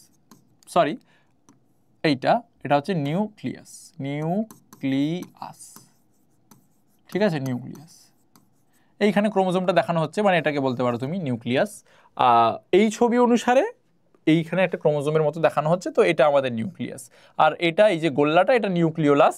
তো আমরা এত কিছু মানে কঠিনভাবে যদি ছবিটা না যাই, ছবিটাকে একটু যদি সহজ করে দিই, তাহলে এই যে কালো জিনিসটা আছে, এই কালো জিনিসটার পাশে যে গোল্লাটা আছে এটাকে আমরা ধরো মুছে দিলাম, এটাকে আমরা মুছে দিলাম। নিউক্লিওলাসটাকে আমাদের দেখার দরকার নেই, আমরা নিউক্লিয়াসটাকেই শুধু দেখবো, এটা আমাদের দরকার নেই, ঠিক আছে, এটা আমাদের দরকার নেই। তো প্রত্যেকটা ছবিতেই আমাদের এই যে গোল্লা জিনিসটা আমরা দেখছি, এই গোল্লা জিনিসটাকে আমাদের খুব একটা দরকার নেই, তো আমরা এটাকে মুছে দিই। আমাদের শুধু নিউক্লিয়াসটাকে দেখলেই হবে, নিউক্লিওলাসটাকে আমাদের দেখার দরকার নেই, এটা আমাদের দরকার নেই, এটা আমাদের দরকার নেই, সব ছবিতেই আমরা মুছে দিলাম, মুছে দিলাম, আমাদের দরকার নেই নিউক্লিওলাসটাকে দেখা। তো আমরা নিউক্লিয়াসকে নিয়ে বলবো, হলো। তাহলে আমরা দেখতে পাচ্ছি একটা কোষ, তার বাইরের দিকে কিছু সেল রয়েছে, মানে গ্রানুলোসাস সেলস বলছি, আর ভেতরে এই যে ফাঁকা জায়গাটা, এটাকে আমরা কি বলছি, এটাকে আমরা বলছি হচ্ছে সাইটোপ্লাজম। তোমরা সকলেই জানো এটাকে আমরা কি বলছি, সাইটোপ্লাজম, ঠিক আছে। তো বিষয়টা এরকম যে মাঝখানে তো কোষটা রয়েছে, এটা হচ্ছে ডিম্বাণু নিউক্লিয়াস এবং এটা হচ্ছে ডিম্বাণুর সাইটোপ্লাজম, মানে ওটা পুরোটা একটা কোষ। ওটাকে আবার বাইরের দিক দিয়ে কিছুজন ঘিরে রেখেছে, বাইরের দিকে যারা ঘিরে রেখেছে ওদেরকে আমরা কি বলছি, গ্রানুলোসা কোষ। মানে মাঝখানে রয়েছে একটা ডিম্বাণুর কোষ, ভবিষ্যতে এই পার্টটুকু, এইটুকু মাঝখানে যেটুকু রয়েছে, এটা ভবিষ্যতে গিয়ে ডিম্বাণু হবে, ওই প্রচেষ্টা চালাচ্ছে, আর ওকে ঘিরে রেখেছে কিছু এক্সট্রা কোষ, যাকে আমরা বলছি গ্রানুলোসা সেলস। এই যে এই অবস্থায় এই যে পুরো জিনিসটা, এটাকে আমরা বলে থাকি হচ্ছে প্রাথমিক ডিম্বথলি। এটাকে আমরা এই অবস্থায় কি বলে থাকি, প্রাথমিক ডিম্বথলি। তো আমরা এখানে লিখছি, এটাকে বলা হচ্ছে প্রাথমিক ফিগার, এটা হচ্ছে আমাদের প্রাথমিক ডিম্বথলি, প্রাথমিক ডিম্বথলি। এবারে এই প্রাথমিক ডিম্বথলিটা বড় হচ্ছে, এবং তোমরা দেখতে পাচ্ছ প্রাথমিক ডিম্বথলি যত বড় হচ্ছে তত এর সেলের সংখ্যা বাড়ছে। প্রাথমিক ডিম্বথলি যত বড় হচ্ছে তত এর সেলের সংখ্যা বাড়ছে, এবং প্রাথমিক ডিম্বথলিতে এই ছবিটাতে দেখা যাচ্ছে যে প্রাথমিক ডিম্বথলিটা একটু বড় হয়েছে এবং একটা এক্সট্রা লাল রঙের লেয়ার চলে এসেছে, যেটা এখানে ছিল না। দেখো বাইরের দিকের কোষগুলো বা গ্রানুলোসা সেলসগুলো এগুলো ছিল, আগেও ছিল, এখনো আছে। সেন্টারের যে নিউক্লিয়াসটা ছিল ডিম্বাণু কোষের, ক্রোমোজোম ছিল, সেটাও আছে, সাইটোপ্লাজমও আছে, কিন্তু একটা এক্সট্রা জিনিস চলে এসছে, সেটাকে আমরা কি বলছি, এই যে এইটা, এটাকে আমরা বলছি হচ্ছে জোনা পেলুসিডা। এটাকে আমরা কি বলছি, জোনা পেলুসিডা, এটাকে আমরা বলছি জোনা পেলুসিডা, জোনা পেলুসিডা। তো খুব একটা বেশি চেঞ্জ হয়নি, শুধু চেঞ্জ একটাই হয়েছে যে গ্রানুলোসা সেলসগুলো আগে একটা লেয়ার ছিল, এখন অনেকগুলো লেয়ারে এরা ভাগ হতে শুরু করেছে। বাইরের দিকে দেখো অনেক সেল লেয়ার চলে এসছে, অর্থাৎ গ্রানুলোসা সেলসের লেয়ারগুলো বাড়তে শুরু করেছে। এবার এই ছবিটার পরের ছবিটা হচ্ছে এই ছবিটা। এতক্ষণ ধরে এরা কি ছিল, প্রাথমিক ডিম্বথলি ছিল। এবার দেখো কি হয়েছে, এই যে গ্রানুলোসা সেলসগুলো বাইরের দিকে ছিল, এই সেলসগুলোর মাঝখানে, এই সেলসগুলোর মাঝখানে একটা এরকম ফাঁকা জায়গা তৈরি হয়েছে, একটা এরকম ফাঁকা জায়গা তৈরি হয়েছে, আর নিউক্লিয়াসটা একদিকে চেপে গিয়েছে, নিউক্লিয়াসটাকে মাঝখানে ছিল, এবার নিউক্লিয়াসটা দেখো একদিকে চেপে গিয়েছে জোনা পেলুসিডা লেয়ার সহ, আর এই যে বাইরের দিকে গ্রানুলোসা সেলসগুলো ছিল, সেই গ্রানুলোসা সেলসগুলোর মাঝখানে একটা ফাঁকা জায়গা তৈরি হয়েছে, এবং এই ফাঁকা জায়গাটাকে কি বলছে, এই ফাঁকা জায়গাটাকে বলা হচ্ছে অ্যান্ট্রাম। এই ফাঁকা জায়গাটাকে কি বলছে, অ্যান্ট্রাম, অ্যান্ট্রাম, এই অ্যান্ট্রাম। এই অ্যান্ট্রামটা কি, এটা হচ্ছে একটা ফাঁকা জায়গা, এটাতে তরল পদার্থ পূর্ণ থাকে। এই তরল পদার্থ পূর্ণ জিনিসটাকে আমরা বলছি হচ্ছে অ্যান্ট্রাম, বা যে গহ্বরটা তৈরি হয়েছে যেখানে তরল পদার্থ পূর্ণ থাকবে, কোথায় সেটা, সেটা হচ্ছে থলির মধ্যে, এটাকে আমরা বলে দিচ্ছি ফাঁকা জায়গাটাকে অ্যান্ট্রাম, ভালো কথা। আর এটা কি, এটা তাহলে আমাদের নিউক্লিয়াসটা, এইটা হচ্ছে তাহলে আমাদের ডিম্বাণুটা বা নিউক্লিয়াসটা, এটা হচ্ছে আমাদের নিউক্লিয়াসটা, এটা নয় মানে এইটা অ্যাকচুয়ালি, এটা হচ্ছে আমাদের নিউক্লিয়াসটা, ডিম্বাণু নিউক্লিয়াসটা, ওটাই আমাদের ভবিষ্যতে ডিম্বাণু, যেটাকে আমরা বারবার করে নিউক্লিয়াস বলছি। আর আমরা দেখতে পাচ্ছি যে আমাদের যে বাইরে গ্রানুলোসা সেলসগুলো ছিল, সেই গ্রানুলোসা সেলসগুলোর মধ্যে কিছু সংখ্যক সেল এই যখন নিউক্লিয়াসকে ঘিরে অবস্থান করছে, গ্রানুলোসা সেলসগুলোর মধ্যে এই সেলসগুলো, এগুলো কি করছে, এগুলো আমরা দেখতে পাচ্ছি যে নিউক্লিয়াসকে ঘিরে অবস্থান করছে, এগুলো কি করছে, নিউক্লিয়াসকে ঘিরে অবস্থান করছে। তো এই যে নিউক্লিয়াসকে ঘিরে অবস্থান করছে এই সেলসগুলো, এই যে এইগুলো যেগুলো একদম নিউক্লিয়াসের মাথার উপরে এসে বসে পড়েছে, মানে উপর থেকে ধাক্কা খেয়েছে, কারণ এখানে একটা গহ্বর সৃষ্টি হয়ে গিয়েছে। এখানে যখন গহ্বর সৃষ্টি হয়ে গিয়েছে তখন নিউক্লিয়াসটা নিচে চলে এসছে, আর এইখানে যে সেলসগুলো ছিল ওরা ওর পেছন পেছন এখানে চলে এসছে গহ্বরটার ওখানে। তো এই যে সেলসগুলো এর চারিদিকে এখানে জমা হয়ে আছে, এগুলোর একটা স্পেশাল নাম আছে। এই স্পেশাল নামটা কি? এই স্পেশাল নামটা হচ্ছে কিউমিউলাস ইউফোরাস। সেই স্পেশাল নামটা কি? কিউমিউলাস ইউফোরাস। তাহলে আমরা এখানে লিখে দেব, এখানে আমরা লিখে দেব এটা হচ্ছে কিউমিউলাস, কিউমিউলাস উফোরাস, কিউমিউলাস উফোরাস, কিউমিউলাস উফোরাস। তো আশা করি তোমরা বুঝতে পারলে। এরপরে তোমরা দেখতে পাচ্ছ যে আমাদের যে গ্রানুলোসা সেলসগুলোর খুব ক্লিয়ার, মানে খুবই ক্লিয়ার একটা লেয়ার তৈরি হয়েছে আলাদা। একটা বাইরের দিকে দেখতে পাচ্ছ, এই যে বাইরের দিকে একটা লেয়ার তৈরি হচ্ছে এটা, আর একটা দেখো ভেতরের দিকে, দুটো লেয়ার তৈরি হতে শুরু করে দিয়েছে এবং মাঝখানে একটা বিভাজনও সৃষ্টি হতে শুরু করে দিয়েছে। এই যে দেখো এখানে একটা দাগ দেখা যাচ্ছে, বোঝা গেল কি বলতে চাইছি? এবং এই বিভাজনটা তুমি আরও ভালো করে দেখতে পাবে যখন আমরা ফাইনাল লেভেলে পৌঁছে যাব। তো ফাইনাল লেভেলে যাওয়ার আগে এখানে একটা প্রশ্ন আসবে তোমাদের, যে একটা ডিম্বাণু তৈরির চেষ্টা চলছে, ডিম্বাণুটা বড় হওয়ার চেষ্টা করছে, থলির ভেতরে নিউক্লিয়াস সব আছে। তো প্রথমে যখন শুরু হলো সেটাকে আমরা বলছিলাম প্রাথমিক ডিম্বথলি, যেটা বড় হচ্ছে, এবং পরবর্তীকালে এই প্রাথমিক ডিম্বথলির মধ্যে যখন একটা ফাঁকা জায়গা চলে আসলো, অ্যান্ট্রাম চলে আসলো, তখন এটাকে আমরা আর প্রাথমিক ডিম্বথলি বলি না, এটাকে আমরা তখন বলি হচ্ছে গৌণ ডিম্বথলি। এটাকে আমরা তখন কি বলি? সেকেন্ডারি ফলিকল, বা এটাকে আমরা তখন বলে থাকি গৌণ ডিম্বথলি, গৌণ ডিম্বথলি বা secondary follicle, secondary follicle, secondary follicle, secondary follicle. ঠিক আছে? এবারে তোমরা দেখতে পাচ্ছ খানিকক্ষণ পরে, মানে আমরা যখন আরো সময় দিলাম, তখন আমরা পরিষ্কার দেখতে পাচ্ছি যে বাইরের দিকে আমাদের যে সেলগুলো ছিল সেই সেলগুলো দুটো ভাগে ভাগ হয়ে গিয়েছে। একটাকে আমরা কি বলছি? থিকা ইন্টারনা, আরেকটাকে আমরা কি বলছি? থিকা এক্সটারনা। তোমরা ক্লিয়ারলি দেখতে পাচ্ছ যে একদম বাইরের দিকে এই যে আমাদের এই সেলগুলো, সেগুলোকে আমরা কি বলছি? থিকা ইন্টারনা। এগুলোকে আমরা কি বলছি? থিকা ইন্টারনা। আর একদম বাইরের দিকে সেলগুলো রয়েছে সেটাকে আমরা কি বলছি? থিকা এক্সটারনা। দেখতে পাচ্ছ পয়েন্টিংও করা আছে। থিকা ইন্টারনা হচ্ছে এই যে এইগুলো হচ্ছে আমাদের থিকা ইন্টারনা, আর এক্সটারনা কোনগুলো? এই বাইরের দিকেগুলো হচ্ছে আমাদের থিকা এক্সটারনা। তাহলে আমরা বলছিলাম যে আমাদের যে বাইরের দিকের লেয়ারগুলো আছে সেটা দুটো ভাগে ভাগ হয়ে গেল। বাইরের দিকের সেল লেয়ারটা একটা থিকা এক্সটারনা, একটা থিকা ইন্টারনা। ভিতরের দিকে ছিল আমাদের গ্রানুলোসা সেলসগুলো কিছুজন এখানে জমা হয়ে আছে, এগুলোকে আমরা বলে দিচ্ছি হচ্ছে কিউমিউলাস উফোরাস, বা এটাকে ডিসকাস প্রলিজেনারাসও বলা হয়, বা এটাকে তোমরা বলে থাকো সহজ ভাষায় corona radiata cell. Very very important, অনেকগুলো নাম বললাম, আরেকবার আমি ক্লিয়ার করে দিচ্ছি। এটাকে আমরা কি বলে দিচ্ছি? করোনা, আর এটাকে আমরা বলে দিচ্ছি করোনা রেডিয়েটা, করোনা রেডিয়েটা। ঠিক আছে? তাহলে আমরা কি শিখলাম? আমরা শিখলাম যে যখন প্রাথমিক ডিম্বথলি ছিল তখন আমাদের শুধুমাত্র একটা নর্মাল নিউক্লিয়াস পড়ে আছে, আর তার বাইরের দিকে একটা জোনা পেলুসিডা লেয়ার বসে আছে। এই জোনা পেলুসিডা লেয়ার আর নর্মাল বাইরের যে গ্রানুলোসা কোষগুলো আছে তার মাঝখানে যখন একটা অ্যান্ট্রাম চলে আসলো তখন সেটাকে আমরা কি বলে দিলাম? গৌণ ডিম্বথলি। গৌণ ডিম্বথলিতে আমরা এটাকে বললাম হচ্ছে থিকাল সেলস। আর এই যে বাইরের দিকে কিছু সেলস তৈরি হচ্ছে, এই যে বাইরের দিকের কিছু সেলস তৈরি হচ্ছে, এগুলোকে আমরা বলে দিলাম থিকাল সেল। আর এর সঙ্গে সঙ্গে এই যে সেলগুলো, এগুলোকে আমরা কি বলছিলাম? এগুলোকে আমরা বলছিলাম গ্রানুলোসা সেলস। তো যদি তোমাদের অসুবিধা হয় আমি লিখে দিচ্ছি, এগুলোকে আমরা বলছিলাম গ্রানুলোসা সেলস, এগুলোকে আমরা বলছিলাম গ্রানুলোসা সেলস। তো এই গ্রানুলোসা সেলস এবং এই বাইরের দিকে থিকাল সেল তৈরি হচ্ছে, থিকাল কোষ তৈরি হচ্ছে। তো আমরা বলছিলাম যে এই অবস্থায় যখন মাঝখানে একটা ফাঁকা জায়গা চলে আসলো তখন সেটাকে আমরা বলে দিলাম গৌণ ডিম্বথলি। এবং এই থিকাল সেলগুলো পরবর্তীকালে খুব ক্লিয়ারলি ভাগ হয়েছে, একটা থিকা এক্সটার্না আর একটা থিকা ইন্টারনা। এবং এই অবস্থাটা যখন চলে আসলো, মাঝখানে গহ্বরটা যখন পুরোপুরি জিনিসটাকে ঘিরে ফেলেছে এবং একটা বিশাল বড় জিনিস তৈরি হয়েছে, তখন আমরা যে এই মাঝখানের যে বারবার করে বলছিলাম যেটা আমাদের ভবিষ্যতের ডিম্বাণু, সেটাকে আমরা অ্যাকচুয়ালি এই অবস্থায় যখন জিনিসটা চলে আসলো তখন কিন্তু এটাকে আমরা বলে দেব হচ্ছে উসাইট। ঠিক আছে? Secondary oocyte. কিরকম উসাইট? Secondary oocyte. লিখে দিচ্ছি সেকেন্ডারি উসাইট, সেকেন্ডারি উসাইট। এটাই আমাদের ভবিষ্যতের ডিম্বাণু অ্যাকচুয়ালি।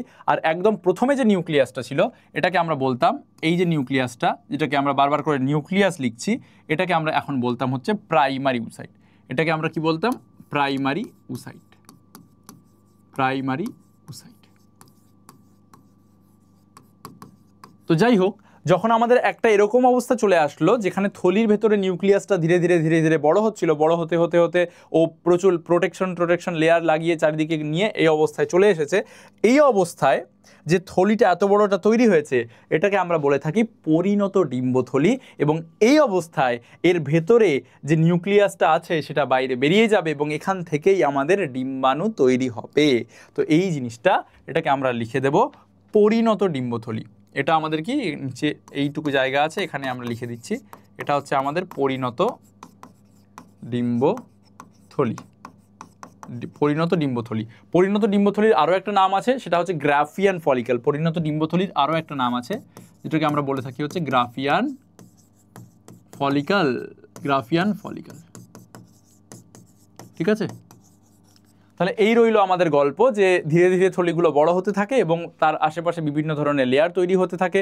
প্রথমে আমাদের এই অবস্থায় থাকে, তারপরে জোনা পেলুসিডা লেয়ার আসে, তারপরে অ্যান্ট্রাম তৈরি হয় এবং ফাইনালি থিকাল সেলগুলো দুটো লেয়ারে ভাগ হয়ে যায়। আমরা ওটাকে বলে থাকি গ্রাফিয়ান ফলিকল। এই যে জিনিসটা হলো, এই যে মানে সেলগুলো ধীরে ধীরে ধীরে ধীরে বড় হচ্ছে, থলিগুলো ধীরে ধীরে ধীরে ধীরে বড় হচ্ছে, এরা এমনি এমনি হয় না, এটা হয় হরমোনের প্রভাবে। তো আমরা এবার যে জায়গায় যাব সেটা হচ্ছে যে হরমোনাল কন্ট্রোল অফ উজেনেসিস। আমরা যাব হচ্ছে উজেনেসিসের হরমোনাল কন্ট্রোল। কিন্তু হরমোনাল কন্ট্রোল পড়ার আগে একবার ভালো করে তো দেখে নিই যে উজেনেসিস প্রসেসটা কেমনভাবে হয়। তো ভালোভাবে দেখার জন্য আমরা জিনিসটাকে লিখব। তাহলে আমরা নেক্সট যে জায়গাটা লিখব সেটা হচ্ছে কি উজেনেসিস। তাহলে আমরা এখানে যে জিনিসটা এবার লিখব সেটা হচ্ছে উজেনেসিস। এখানে আমরা লিখব হচ্ছে উ যে নেসিস। দেখা যাক ম্যাজিক হয় কিনা। হ্যাঁ, ম্যাজিক হয়ে গিয়েছে। উজেনেসিস। তাহলে আমরা প্রথমে উজেনেসিস পড়বো, তারপরে উজেনেসিসের হরমোনাল কন্ট্রোল পড়বো, তারপরে গ্ল্যান্ড পড়বো, আর তারপরে এই অবধি আমাদের এই লেকচার থাকবে। ঠিক আছে? তো আমরা উজেনেসিস কি পড়বো? উজেনেসিস আমরা এর আগের দিন পড়েছিলাম যে কি করে শুক্রাণু তৈরি হচ্ছে সেই প্রসেসটা। এখন আমরা দেখলাম যে ডিম্বাণু কি করে তৈরি হওয়ার চেষ্টা চলছে সেই প্রসেসটা। তাহলে আমরা উজেনেসিসে লিখবো যে ডিম্বাণু কি করে তৈরি হয়। তো উজেনেসিসে আমরা কি দেখলাম? একদম শুরু হচ্ছে উজেনেসিসটা কি দিয়ে? প্রাইমর্ডিয়াল ফলিকল দিয়ে, রাইট? তাহলে আমরা এখানে লিখবো যে প্রাইমর্ডিয়াল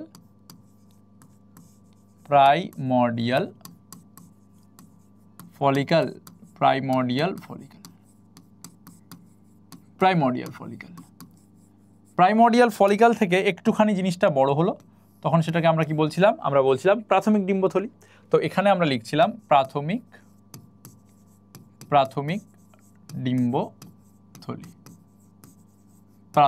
ডিম্বথলি, তাই তো? তারপরে কিন্তু আমরা কি ডিম্বথলি সম্বন্ধে পড়তে এসেছি? থলি দিয়ে আমরা কি করব? আমরা তো পড়তে এসেছি ডিম্বাণু সম্বন্ধে। আমি অবশ্যই লিখব, একটুখানি জাস্ট তোমাদেরকে খেয়াল করতে হবে, তাহলেই তোমরা বুঝতে পারবে যে আমি এখানে কি বলতে চাইছি।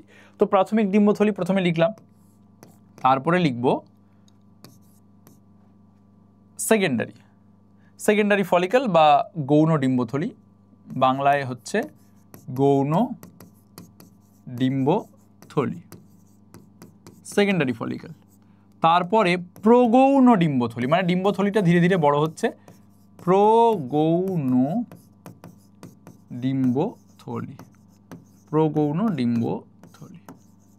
হলো। তারপরে আমরা দেখব যে ডিম্বথলিটা একদম ম্যাচিওর হয়ে গেল, যেটা আমরা বলছিলাম, যেটাকে গ্রাফিয়ান ফলিকল বলছে। Graafian follicle. তো এগুলো তো আমাদের দেখার বিষয় নয়, তাই না? আমাদের দেখার বিষয় তো হচ্ছে যে ডিম্বাণু কি করে তৈরি হলো। এবার বিষয়টা হচ্ছে যে যখন আমরা প্রাইমর্ডিয়াল ফলিকল সম্বন্ধে পড়া শুরু করেছি, তার মানে আমরা কোন জায়গাটা সম্বন্ধে বলছিলাম? আমরা বলছিলাম যে একদম এই কোষটা, এখান থেকে আমাদের শুরু হলো প্রথমে ডিম্বাণু তৈরি হওয়ার চেষ্টা। প্রাইমর্ডিয়াল ফলিকল থেকে একটা থলি বড় হয়ে গেল, সেটাকে আমরা বলছিলাম প্রাথমিক ডিম্বথলি। এবং প্রাথমিক ডিম্বথলির ভেতরে যে ডিম্বাণুটা ছিল, যে নিউক্লিয়াসটা ছিল, সেটাকে আমরা কি বলে ডাকছিলাম? Primary oocyte.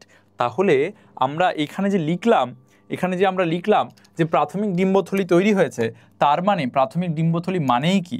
প্রাথমিক ডিম্বথলি মানেই হচ্ছে এখানে প্রাইমারি উসাইটও তৈরি হয়েছে। প্রাথমিক ডিম্বথলি তৈরি হয়েছে মানেই আমরা লিখব এখানে প্রাইমারি উসাইট তৈরি হয়েছে, এই জন্যই আমি জিনিসটা লিখলাম। এখানে কি তৈরি হয়েছে? প্রাইমারি উসাইট তৈরি হয়েছে। ঠিক আছে, প্রাইমারি উসাইট তৈরি হলো। এরপরে প্রাইমারি উসাইট বড় হচ্ছে, প্রাইমারি উসাইট এবারে বড় হচ্ছে। প্রাইমারি উসাইটের কীরকম, ক্রোমোজোমের নাম্বার কীরকম? 2n। প্রাইমারি উসাইট বড় হলো, প্রাইমারি উসাইটের মাঝখানে একটা অ্যান্ট্রাম থলি চলে আসলো। সেই থলিটা যখন চলে আসলো তখন থলিটাকে আমরা আর প্রাথমিক ডিম্বথলি বললাম না, তখন থলিটাকে আমরা বললাম গৌণ ডিম্বথলি। কিন্তু যখন গৌণ ডিম্বথলি হলো তখন আমরা কি উসাইটের নাম পাল্টে দিলাম? যখন গৌণ ডিম্বথলি হলো তখন কি আমরা উসাইটের নাম পাল্টে দিলাম? এখানে দেখো তো, যে যখন আমাদের গৌণ ডিম্বথলি হলো তখন কি আমরা উসাইটের নাম পাল্টে দিয়েছি? না, তখন কিন্তু আমরা উসাইটের নাম পাল্টাইনি। তখনও আমাদের এই যে নিউক্লিয়াস, এটাকে আমরা বলছিলাম প্রাইমারি উসাইট। আমরা কেন নামটা পাল্টাইনি? কারণ তখনও আমাদের ভেতরের যে নিউক্লিয়াস তার কিন্তু বিভাজন শুরু হয়নি, তাই জন্য এখনও এটা প্রাইমারি উসাইটই আছে। এখান থেকে যখন এখানে আসলো এখনও এটা প্রাইমারি উসাইটই আছে। এবার আমরা এখানে লিখবো, দেখো গৌণ ডিম্বথলি, এখানেও আমাদের বিষয়টা কিন্তু প্রাইমারি উসাইটই আছে। এখানেও আমাদের বিষয়টা প্রাইমারি উসাইটই আছে, এখনও বিভাজন ঠিকভাবে শুরু হয়নি, এখনও আমাদের ক্রোমোজোম নাম্বার আছে 2n, এখনও আমাদের মাইটোসিস কোষ বিভাজনই চলছে, কোষ খালি বড় হচ্ছে। ওকে, তো গেল আমাদের প্রাইমারি উসাইট। এরপরে আমরা যখন সেকেন্ডারি ফলিকাল বা গৌণ ডিম্বথলি থেকে প্রগৌণ ডিম্বথলি বা টারশিয়ারি ফলিকালে যাব, প্রগৌণ ডিম্বথলি বা টারশিয়ারি ফলিকালে যাব, তখন আমাদের এই যে প্রাইমারি উসাইট ওটার বিভাজন শুরু হবে। কেমন বিভাজন? মিওসিস কোষ বিভাজন। তাহলে এখানে আমরা প্রথমবারের জন্য করব হচ্ছে মিওসিস। এখানে আমরা প্রথমবারের জন্য কি করব? মিওসিস। এখানে আমরা প্রথমবারের জন্য করব মিওসিস। আর প্রথমবার যে মিওসিসটা হয় সেটাকে আমরা বলি মিওসিস 1। তো এখানে আমরা লিখব মিওসিস 1। এখানে আমরা কি লিখব? মিওসিস 1। মিওসিস 1। আর মিওসিস 1 যখন হবে তাহলে এই যেটা প্রাইমারি উসাইট ছিল ওর এবার ক্রোমোজোম নাম্বার কমে যাবে, আর যে জিনিসটা তৈরি হবে সেটা হচ্ছে প্রাইমারি উসাইট থেকে, প্রাইমারি উসাইট মনে করো এরকম, প্রাইমারি উসাইট মনে করো এরকম। তাহলে একটাই মাত্র নিউক্লিয়াস ছিল, এখনও কিছু মিওসিস হয়নি, কিন্তু যখন মিওসিস 1 হয়ে গেল তখন প্রাইমারি উসাইট থেকে আমরা দুটো সেল তৈরি করব। এদিকে একটা সেল লিখব আর এইদিকে আরেকটা সেল লিখব, এদিকে একটা সেল লিখব, এদিকে আরেকটা সেল লিখব। এই যে সেলটা তৈরি হলো বা এই যে নিউক্লিয়াসটা তৈরি হলো এটাকে আমরা কি বলবো? গৌণ উসাইট। এটাকে আমরা কি বলবো? গৌণ উসাইট, বা এটাকে আমরা বলবো সেকেন্ডারি উসাইট, সেকেন্ডারি উসাইট বা গৌণ উসাইট, যেটা আমরা একটু আগে লিখছিলাম, দেখলে তোমরা, গৌণ উসাইট, গৌণ উসাইট। আর আরেকটা যেটা মিওসিস 1-এর ফলে নিউক্লিয়াসটার বিভাজনের ফলে আরেকটা যে কোষ তৈরি হলো তার যে নিউক্লিয়াসটা সেটাকে আমরা কি বলবো? পোলার বডি। সেটাকে আমরা বলবো, এখান থেকেই তোমাদের পরীক্ষায় কিন্তু কোয়েশ্চেন আসবে এবং এখান থেকেই আমাদের ইউটিউবের সেকেন্ড কোয়েশ্চেনও বটে। এটা আমাদের কি? ফার্স্ট পোলার বডি, প্রথম পোলার বডি এটা আমাদের। এবার আমরা জানি যে যখনই মিওসিস হবে তখন আমাদের যে নিউক্লিয়াস ছিল তার যে ক্রোমোজোম সেটা কমে যাবে, অর্থাৎ এটা যদি 2n হয়, জোড়ায় জোড়ায় থাকে, তাহলে সেকেন্ডারি উসাইটের ক্রোমোজোম নাম্বার হবে কত? n। এরও ক্রোমোজোম নাম্বার হবে কত? n। ঠিক আছে, n সংখ্যক ক্রোমোজোম তৈরি হলো। এবার মিওসিস 1 দিয়েই কি মিওসিস শেষ হয়ে যায়? না, মিওসিস 1 দিয়ে মিওসিস শেষ হয় না, আমাদের এর পরে চলে আসে হচ্ছে মিওসিস 2। অর্থাৎ এখানেই জিনিসটা শেষ হবে না, এরপরে সেকেন্ডারি উসাইট যে আছে এর হবে হচ্ছে মিওসিস 2। আর যে আমাদের ফার্স্ট পোলার বডি আছে, যে আমাদের ফার্স্ট পোলার বডি আছে এরও হবে হচ্ছে মিওসিস 2।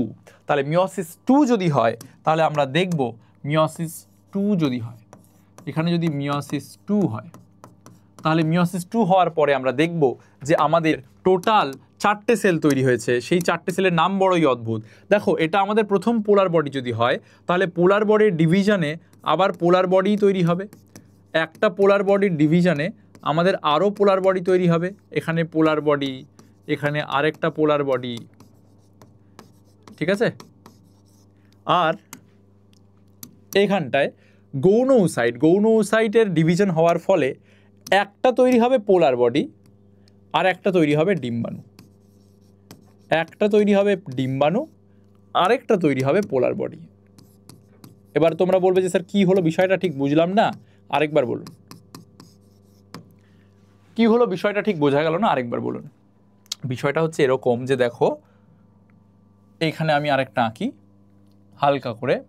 বিষয়টা হচ্ছে যে আমাদের যে নিউক্লিয়াসটা ছিল ডিম্বাণু, যেটাকে আমরা তৈরি করার চেষ্টা করছি, সেটা এরকম সিম্পল ছিল। এটা হচ্ছে আমাদের নিউক্লিয়াস পড়ে আছে মাঝখানে, আর এটা হচ্ছে আমাদের সাইটোপ্লাজম। এবার ও একটা থলির মধ্যে ছিল, ও একটা এরকম থলির মধ্যে ছিল। থলিটা বাইরের দিকে যা ইচ্ছা করছে, ও ভেতরের দিকে চুপচাপ বসে আছে। এবার যখন থলিটা কোন অবস্থায় আসলো, গৌণ ডিম্বথলি অবস্থায় আসলো, তখন এই নিউক্লিয়াসের ভেতরে যে ক্রোমোজোম আছে, সেই ক্রোমোজোমটা মিয়োসিস কোষ বিভাজন শুরু করলো। এবং মিয়োসিস কোষ বিভাজন যখন শুরু করলো, এই নিউক্লিয়াস সহ কোষটা প্রথমে দেখলাম আমরা যে দুটো ভাগে ভাগ হয়ে গেল। প্রথমে এই কোষটা কি হলো, আগে নর্মাল ছিল, কিন্তু যখন গৌণ ডিম্বথলি অবস্থায় চলে আসলো, তখন ও প্রথমবারের জন্য বিভাজিত হলো এবং এরকম দুটো সেল তৈরি করলো। এই দুটো সেলের মধ্যে একটাকে আমরা বলছিলাম সেকেন্ডারি উসাইট, আর একটাকে আমরা বলছিলাম হচ্ছে পোলার বডি। বোঝা গেল?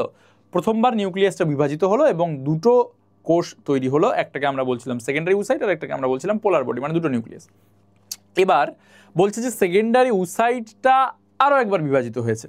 সেকেন্ডারি উসাইটটা এই যে উপরের পার্টটা ধরে নাও, এই যে সেকেন্ডারি উসাইট যদি এটা হয়, বলছে এটা আরেকবার বিভাজিত হয়েছে এবং ও আরও একটা সেল তৈরি করেছে।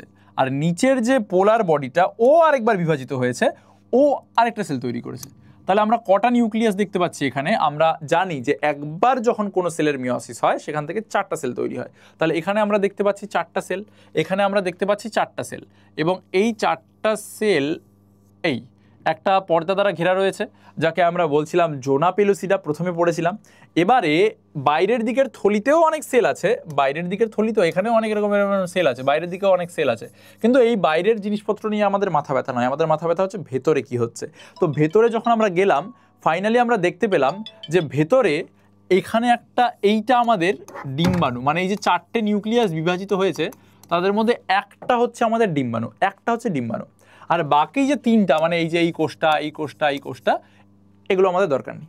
একটা ডিম্বাণু তাহলেই আমাদের যথেষ্ট, বাদ বাকি নিউক্লিয়াসগুলো আমাদের দরকার নেই। তো এটাই আমরা এইটা পড়লাম যে উজেনেসিস কিভাবে হয়। ঠিক আছে? আর থলিটার নাম যেভাবে ডিম্বাণু তৈরি হচ্ছে বা যেভাবে উসাইট তৈরি হচ্ছে, সেভাবে থলির নাম পাল্টাচ্ছে। তো আমরা এই অবধি পড়লাম যে উজেনেসিস কিভাবে হয়। আশা করি এবার তোমরা বুঝতে পারলে যে আমি কি বলতে চাইলাম। ওকে, তো এবার আমরা যাব হচ্ছে নেক্সট পার্টে।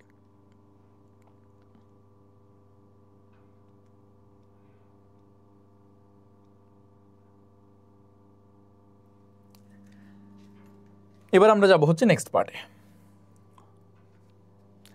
একটুখানি দেখি কি রইল আমাদের, তাহলে কি হলো এটা। হ্যাঁ, গৌণ ডিম্বথলি পড়লাম আমরা, প্রাথমিক ডিম্বথলি, গৌণ ডিম্বথলি, অ্যান্ট্রাম চলে আসলো। আচ্ছা, জোনা পেলুসিডা গেল, গ্রাফিয়ান ফলিকাল গেল।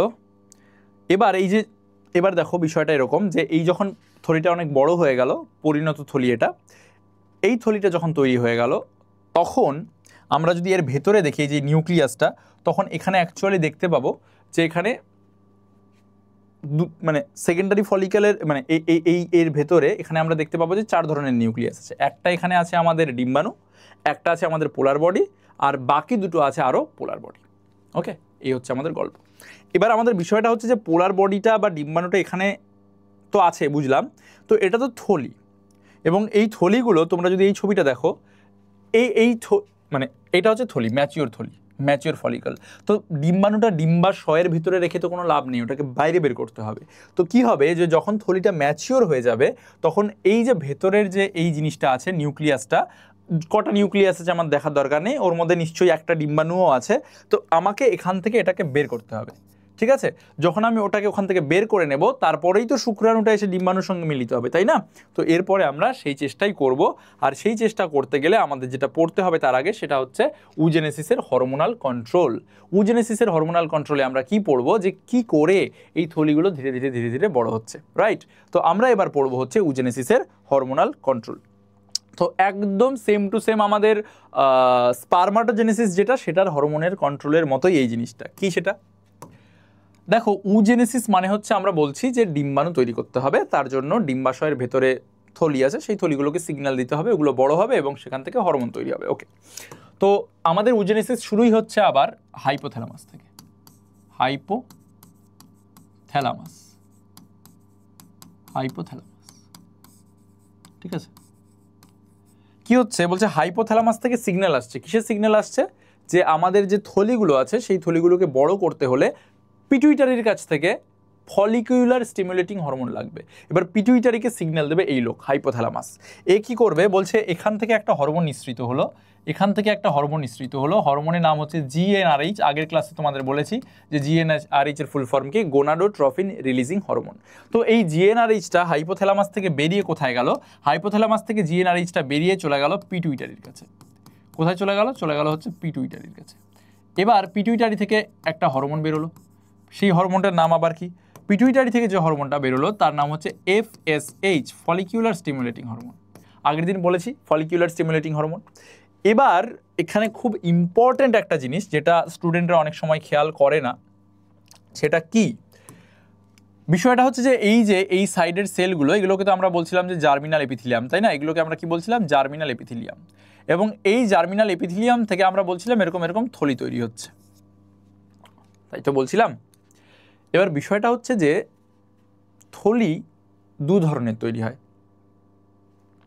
একটা হচ্ছে এই থলিগুলো, আর একটা হচ্ছে এই থলিগুলোর মাঝে মাঝে এখানে আবার কিছু থলি আছে, ঠিক আছে? ইন্টারস্টিশিয়াল ফলিক্যাল বলে এগুলোকে। কি বলে? Interstitial follicle. তো দু ধরনের ফলিক্যাল আছে, একটা যেটা ডিম্বাণু তৈরি করবে ভবিষ্যতে, আর আরও কিছু ফলিক্যাল আছে যেগুলো এইসব জায়গায় আছে, এগুলোকে বলা হয় ইন্টারস্টিশিয়াল ফলিক্যাল। তো অ্যাকচুয়ালি এই যে ইন্টারস্টিশিয়াল ফলিক্যালগুলো, এখান থেকে যে হরমোনটা খরিত হয় তার নাম হচ্ছে ইস্ট্রোজেন। তার নাম হচ্ছে কি? ইস্ট্রোজেন, ইন্টারস্টিশিয়াল ফলিক্যাল, ঠিক আছে? গেল ইস্ট্রোজেন। এবার কেন এই কথাটা বললাম আসছি। এফএসএইচ মানে হচ্ছে ফলিকুলার স্টিমুলেটিং হরমোন। তো এফএসএইচ এবার কোথায় চলে যাবে? এফএসএইচ চলে যাবে আমাদের কাছে ডিম্বাশয়। এফএসএইচ কোথায় চলে যাবে? এফএসএইচ চলে যাবে হচ্ছে ডিম্বাশয়। এবার আমরা এর আগের দিন পড়েছিলাম, তোমাদের মনে আছে যে পিটুইটারি থেকে দুটো হরমোন বেরোচ্ছিল। একটাকে আমরা বলছিলাম ICSH, interstitial sell stimulating hormone, যেটা আমরা লেডিকের কোষকে উদ্দীপিত করছিলাম। আর একটাকে বলছিলাম এফএসএইচ বা ফলিকুলার স্টিমুলেটিং হরমোন, যেটাকে আমরা সার্টলি সেলকে দিয়ে উদ্দীপিত করছিলাম, যেটা দিয়ে। তো এই ক্ষেত্রেও আমরা দেখতে পাবো যে পিটুইটারি থেকে একটা নয় দুটো হরমোন খরিত হচ্ছে। একটা হচ্ছে আমাদের এফএসএইচ, আর আরও একটা হরমোন আছে যেটাকে আমরা বলছি হচ্ছে এলএইচ। এলএইচ এর নাম তোমরা জেনে থাকবে, লিউটিনাইজিং হরমোন। এলএইচ এর নাম কি? লিউটিনাইজিং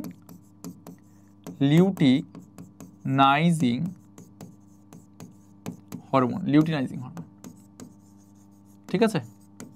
তো এরা দুজনে এবার কি করবে?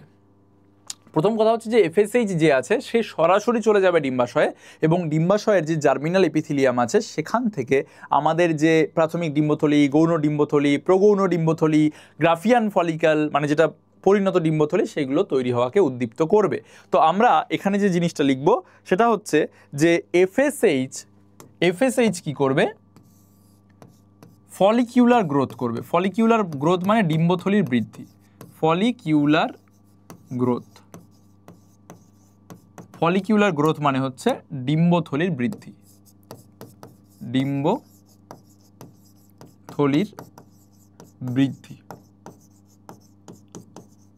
ডিম্বথলির বৃদ্ধি।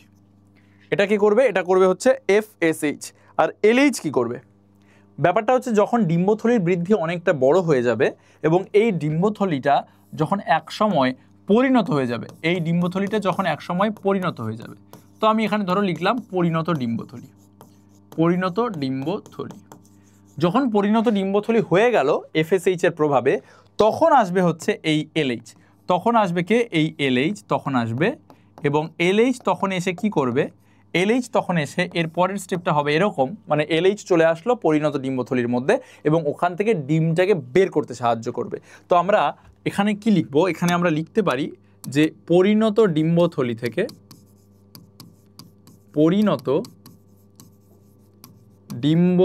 থেকে ডিম্বাণু নির্গমন। পরিণত ডিম্বথলি থেকে, মানে ভেতরের নিউক্লিয়াসটাকে ওখান থেকে বের করে আনবে। পরিণত ডিম্বথলি থেকে ডিম্বাণু নির্গমন। এবার এই যে পরিণত ডিম্বথলি থেকে ডিম্বাণুটা বেরিয়ে চলে গেল, এটাকে আমরা বলি হচ্ছে ওভিউলেশন। এটাকে আমরা কি বলি? ওভিউলেশন। তাহলে ওভিউলেশনে কে হেল্প করে? ওভিউলেশনে হেল্প করে হচ্ছে লিউটিনাইজিং হরমোন বা LH। এবং যখন একবার এই পরিণত ডিম্বথলি থেকে ডিম্বাণুটা বেরিয়ে চলে গেল, তখন এই পরিণত ডিম্বথলিটার নাম পাল্টে যায় এবং তখন ডিম্বাণু ছাড়া যে ডিম্বথলি, তার নাম যেটা হয়ে যায় সেটাকে আমরা বলে থাকি হচ্ছে কর্পাস লিউটিয়াম। সেটাকে আমরা কি বলে থাকি? Corpus luteum. আর এই কর্পাস লিউটিয়াম থেকে যে হরমোনটা খরিত হয় তার নাম হচ্ছে প্রোজেস্টেরন। এই কর্পাস লিউটিয়াম থেকে যে হরমোনটা খরিত হয় তার নাম হচ্ছে প্রোজেস্টেরন। প্রোজেস্টেরন। ওকে, তো প্রোজেস্টেরন হরমোন খরিত হচ্ছে এবং ভবিষ্যতে এই প্রোজেস্টেরন হরমোনটাই কি হবে? প্রোজেস্টেরন হরমোনটা যদি প্রচুর বেড়ে যায় তাহলে এর নেগেটিভ ফিডব্যাক দেবে কাকে? এই পিটুইটারিকে। আমরা আগের দিনও পড়ছিলাম। তো এই প্রোজেস্টেরন হরমোনটা যদি সংখ্যায় খুব বেশি হয়ে যায় তাহলে এ সিগন্যাল দেবে এখানে যে ভাই তুই আর ডিম্বাণু তৈরি করিস না, ডিম্বাণু অলরেডি বেরিয়ে চলে গিয়েছে, দেখ যে শুক্রাণু আসছে কিনা, তারপরে যদি শুক্রাণু না আসে তখন তুই আবার নতুন ডিম্বাণু বার করিস সেখান থেকে, কিন্তু আপাতত তুই একটু ওয়েট কর। তাহলে এখানে একটা নেগেটিভ সিগন্যাল যাবে যদি প্রোজেস্টেরনের ঘনত্ব খুব বেড়ে যায়, এবং এটাকে আমরা বলে থাকি নেগেটিভ ফিডব্যাক। এটাকে আমরা কি বলে থাকি? Negative feedback. ওকে, এই হচ্ছে আমাদের গল্প। তো আমরা কি শিখলাম? আমরা শিখলাম যে আমাদের হাইপোথ্যালামাস থেকে সিগন্যাল আসছে জিএনআরএইচ, দুটো হরমোন যাচ্ছে, একটা হচ্ছে আমাদের এফএসএইচ আর একটা যাচ্ছে আমাদের এলএইচ। এফএসএইচ হচ্ছে আমাদের থলিগুলোকে বড় করছে, সেই থলিগুলো থেকে পরবর্তীকালে ডিম্বাণু বেরিয়ে যাচ্ছে with the help of LH বা লিউটিনাইজিং হরমোন। এবং লিউটিনাইজিং হরমোন যখন ডিম্বাণুটাকে বার করে দিচ্ছে তখন পরিণত ডিম্বথলিটার নাম হয়ে যাচ্ছে কর্পাস লিউটিয়াম। কর্পাস লিউটিয়ামকে আমরা প্রোজেস্টেরন বের করতে সাহায্য করছি কর্পাস লিউটিয়াম থেকে। আর একটা তাহলে পরীক্ষার প্রশ্ন আসে যে পুরো জিনিসটাতে ইস্ট্রোজেন তো কোথাও দেখলাম না, পুরো জিনিসটাতে ইস্ট্রোজেন তো কোথাও দেখলাম না। বিষয়টা হচ্ছে যে এই যে এফএসএইচ দেখতে পাচ্ছ যা ডিম্বথলির বৃদ্ধি করছে, আমরা বলছিলাম দুই ধরনের ডিম্বথলি হয়, একটা হচ্ছে মেইন ডিম্বথলি আর একটা হচ্ছে আশেপাশে ডিম্বথলি। তো আশেপাশের যে ইন্টারস্টিশিয়াল ডিম্বথলিগুলো আছে সেখান থেকে বের হয় হচ্ছে ইস্ট্রোজেন হরমোন। এখান থেকে বের হয় আমাদের প্রোজেস্টেরন হরমোন যেটা আমাদের মেইন ডিম্বথলি। আর যে ইন্টারস্টিশিয়াল ফলিক্যালগুলো আছে, এই যে আমরা তোমাদেরকে বললাম যে এখানে আমাদের আরও ইন্টারস্টিশিয়াল ফলিক্যালস আছে, এই ফলিক্যালসগুলো থেকে বের হয় আমাদের কি? ইস্ট্রোজেন। এবং পরবর্তীতে আমরা দেখব যে কি করে এই যে ইন্টারস্টিশিয়াল ফলিক্যাল থেকে ইস্ট্রোজেনগুলো বেরোচ্ছে এরা কি করে ডিম্বাণুকে হেল্প করে নিষেকে, বা নিষেকের পরবর্তী সময় কি করে ইস্ট্রোজেন হেল্প করে বাচ্চাটাকে প্রথিত করতে ইউটেরাসে, পরে দেখব আমরা। ঠিক আছে, ইস্ট্রোজেন কিভাবে বাচ্চাকে প্রথিত করতে সাহায্য করে আমরা পরে সেটা দেখব। তো এই পড়লাম আমরা হচ্ছে হরমোনাল কন্ট্রোল, এবং এখানে খুব সুন্দর একটা ছবি তোমরা দেখতে পাচ্ছ। এবং এই ছবিটা কিসের ছবি? এই ছবিটা হচ্ছে তোমরা যেটা এই এখন ছবিটা দেখছো, এটা হচ্ছে যে যখন আমাদের ডিম্বাণুটা ঠিক বেরোবে তার ঠিক আগের মুহূর্তের ছবি, পরিণত ডিম্বথলির একটা ছবি। এবং পরিণত ডিম্বথলির ছবিতে তোমরা দেখতে পাচ্ছ যে এইখানে একদম সেন্টারটা যেটা, এটা হচ্ছে আমাদের প্রাইমারি উসাইট। প্রাইমারি উসাইটটা এক্ষুনি হচ্ছে তোমার ডিভিশন করবে এবং সেকেন্ডারি উসাইট তৈরি হবে, এক্ষুনি আমাদের সেকেন্ডারি উসাইট তৈরি হবে। আর এখানে প্রাইমারি উসাইটের পাশেই পোলার বডিটা এখানে দেখানো হয়নি, পোলার বডিটা এখানে নেই, বাট প্রাইমারি উসাইটের পাশেই যখন এটা ডিভিশন হবে তখন পোলার বডিটাও এখানে দেখানো উচিত ছিল। তো যাই হোক, নেই, কি করা যাবে আর। তো প্রাইমারি উসাইটের এক্ষুনি ডিভিশন হবে এবং এখান থেকে আমাদের সেকেন্ডারি উসাইটের পোলার বডি তৈরি হবে। আচ্ছা, মানে এটা ডিভিশন দেখানো উচিত ছিল যে প্রাইমারি উসাইট থেকে সেকেন্ডারি উসাইট হয়ে গিয়েছে এবং সাইডে পোলার বডি লেগে আছে। তো ঠিক আছে, কোনো বিষয় না। এরপরে আমরা দেখতে পাচ্ছি এই যে ফাঁকা জায়গাটা যেটা আমাদের অ্যান্ট্রাম, তারপরে আমাদের এই যে দানাগুলো যেগুলোকে আমরা একটু আগেই বলছিলাম গ্রানুলোসা সেলস। গ্রানুলোসা সেলসের বাইরের দিকে এই যে লেয়ারটা, এই লেয়ারটাকে আমরা বলছি বেসমেন্ট মেমব্রেন। বেসমেন্ট মেমব্রেনের বাইরের দিকে একটাকে আমরা বলছি থিকা এক্সটার্না, আর একটাকে বলছি আমরা থিকা ইন্টারনা, যেটা আমরা একটু আগে ছবিটা দেখলাম। তো তোমরা এখানে আরেকবার ভালো করে দেখতে পারো, এটা হচ্ছে আমাদের ম্যাচিওর থলি এবং এক্ষুনি এই থলিটা ফেটে এখান থেকে যে আমাদের মানে ইয়েটা আছে, ডিম্বাণুটা আছে, এটা বাইরে বেরিয়ে যাবে। এবার বিষয় হচ্ছে যে খুব ইম্পর্টেন্ট একটা বিষয়, এরপরে আর কি কিছু আছে না, এরপরে আর খুব একটা বেশি কিছু নেই। তোমাদেরকে একটা বিষয় এখানে খেয়াল রাখতে হবে, দেখো এই যে এই জায়গাটা খুব ইম্পর্টেন্ট, উজেনেসিসের বিষয়টা হচ্ছে এরকম যে থলি যখন পরিণত হয়ে গেল, এই থলিটা যখন পরিণত হয়ে গেল, পরীক্ষায় প্রশ্ন আসবে। আচ্ছা, আমি তোমাদেরকে অন্য একটা জায়গায় দেখাই, এইখানে দেখাই। বলছে যে যখন থলিটা পরিণত হয়ে গেল, মানে এই যে গ্রাফিয়ান ফলিকল ম্যাচিওর হয়ে গেল, এই অবস্থায় এই যে গ্রাফিয়ান ফলিকল যখন তৈরি হয়ে গেল, ম্যাচিওর ফলিকল হয়ে গেল, এই অবস্থায় এর ভেতরে যে নিউক্লিয়াসটা আছে সেটা কোন অবস্থায় আছে? আমরা গৌণ ডিম্বথলি অবস্থায় অবধি পড়েছিলাম যে গৌণ ডিম্বথলি বা সেকেন্ডারি আমাদের যে ফলিকল তৈরি হচ্ছে সেইখানে আমাদের প্রাইমারি উসাইট থাকছে, এটা এখনও ডিভিশন হয়নি। কিন্তু যখন গৌণ ডিম্বথলি এবং প্রগৌণ ডিম্বথলি ম্যাচিওর হতে চাইছে, মানে গ্রাফিয়ান ফলিকল অবস্থায় আসতে চাইছে, সেই গ্রাফিয়ান ফলিকল অবস্থায় মিওসিস 1 হয়ে যাচ্ছে এবং প্রাইমারি উসাইট থেকে আমাদের সেকেন্ডারি উসাইট আর ফার্স্ট পোলার বডি তৈরি হয়ে যাচ্ছে। তার মানে আমরা বলতে চাইছি যে আমি একটু আগেই বললাম যে এইখানে যে গ্রাফিয়ান ফলিকল দেখাচ্ছে যার মধ্যে প্রাইমারি উসাইটটা আছে, দেখানো উচিত ছিল যে এই প্রাইমারি উসাইটটা ডিভিশন হয়ে গিয়েছে এবং এখানে একটা সেকেন্ডারি উসাইট এবং এখানে একটা সেকেন্ডারি উসাইট এবং তার সঙ্গে একটা ডিম্বাণু এই সাইডে দেখানো উচিত ছিল। এখানে একটা এরকম ডিম্বাণু দেখানো উচিত ছিল আর একটা পোলার বডি দেখানো উচিত ছিল। এই অবস্থায় মানে এই যে সেকেন্ডারি উসাইট তৈরি হয়ে গেল, এটাকে আমরা আর প্রাইমারি উসাইট বলবো না, তখন যখন মিওসিসটা হয়ে যাবে তখন ওটাকে আমরা বলবো সেকেন্ডারি উসাইট। তো এই ম্যাচিওর ফলিকলের মধ্যে যে জিনিসটা থাকবে সেটা হচ্ছে আমাদের সেকেন্ডারি উসাইট। একবার তোমাদের উজেনেসিসটা দেখিয়ে নিই। এই যে সেকেন্ডারি উসাইট এবং ফার্স্ট পোলার বডি, এই অবস্থায় আমাদের যে নিউক্লিয়াসটা আছে সেটা থাকবে। বোঝা গেল? ম্যাচিওর যে থলিটা তার ভেতরে একটা সেকেন্ডারি উসাইট থাকবে আর একটা ফার্স্ট পোলার বডি থাকবে। এরপরে কি হবে? এরপরে আমরা দেখতে পাবো যে ফলিকলটা ফেটে ওই সেকেন্ডারি উসাইট যেটা সেটা বাইরে বেরিয়ে গিয়েছে। ফলিকলটা থেকে কি দেখব আমরা? সেকেন্ডারি উসাইটটা ফেটে বাইরে বেরিয়ে গিয়েছে। ওকে, এবার এখানে ছবিটাও তোমরা সেই হিসাবে দেখতে পাবে। দেখো যে প্রাইমারি উসাইট আছে, প্রাইমারি উসাইটটা আমাদের ডিভিশন করলো। এখানে প্রাইমারি উসাইটটা ডিভিশন করে যখন আমাদের 5 নম্বরে আসলো, দেখো এই যে 5 নম্বর ছবিটা দেখো, 5 নম্বর ছবিটাতে দেখো ম্যাচিওর ফলিকল তৈরি হয়ে গিয়েছে এবং ম্যাচিওর ফলিকলের ভেতরে যে আমাদের এই নিউক্লিয়াসটা ছিল সেই নিউক্লিয়াসটা ডিভাইড করা শুরু করেছে এবং ডিভাইড করার ফলে সেকেন্ডারি উসাইট তৈরি হয়ে গিয়েছে। তোমরা দেখতে পাচ্ছ বাঁদিকে প্যারালালি দেখানো হচ্ছে যে কি করে ডান দিকে থলিটা চেঞ্জ হচ্ছে আর বাঁদিকে নাম্বারগুলো চেঞ্জ হচ্ছে। তাহলে যখনই আমরা এই অবস্থায় চলে আসলাম, গ্রাফিয়ান ফলিকলে চলে আসলাম, গ্রাফিয়ান ফলিকলে দেখো সেকেন্ডারি উসাইট তৈরি হয়ে গিয়েছে আর এই দিকে দেখো ফার্স্ট পোলার বডি তৈরি হয়ে গিয়েছে। তারপরে কি হলো? এই গ্রাফিয়ান ফলিকলের ভেতর থেকে যে নিউক্লিয়াসটা আছে ওটা ফেটে বাইরে চলে আসলো। যখনই এটা ফেটে বাইরে চলে আসলো, দেখো এর মধ্যে দেখো সেকেন্ডারি উসাইট দেখানো হচ্ছে এবং তার সাথে সাথে এর মধ্যেই আমাদের যে ফার্স্ট পোলার বডি সেটাও আছে, দেখানো নেই, পয়েন্টিং করা নেই। তো এরপরে কি হলো? এই যখন এরা সবাই ফেটে বাইরে চলে আসলো, মানে সেকেন্ডারি উসাইট এবং তার সঙ্গে সঙ্গে আমাদের যে পোলার বডি, এরা যখন বাইরে চলে আসলো তারপরে এরা গেল কোথায়? বোঝা গেল যে এরা যে বাইরে চলে গেল ডিম্বাশয় থেকে, এরা গেল কোথায়? এখান থেকে আমাদের শুরু হবে নেক্সট দিনের পড়া। সেটা হচ্ছে তোমাদের একটুখানি এখানে দেখিয়ে দিই, এখানে দেখিয়ে দিই যে আমাদের যখন এখান থেকে ডিম্বাণুটা বেরোলো, এখান থেকে যখন ডিম্বাণুটা বেরোলো, ডিম্বাণু এখনও তৈরি হয়নি, ডিম্বাণু কি অবস্থায় আছে? ডিম্বাণু এখান থেকে এখানে গিয়েছে এবং যে অবস্থায় আছে সেটা হচ্ছে সেকেন্ডারি উসাইট। একটা সেকেন্ডারি উসাইট আর একটা পোলার বডি জোড়া লেগে আছে, এই অবস্থায় আছে। এবং ওরা কোথা থেকে কোথায় গিয়েছে? ডিম্বাশয় থেকে ওরা গিয়েছে এই নালীটাতে, যেটাকে আমরা বলছিলাম ফ্যালোপিয়ান নালী।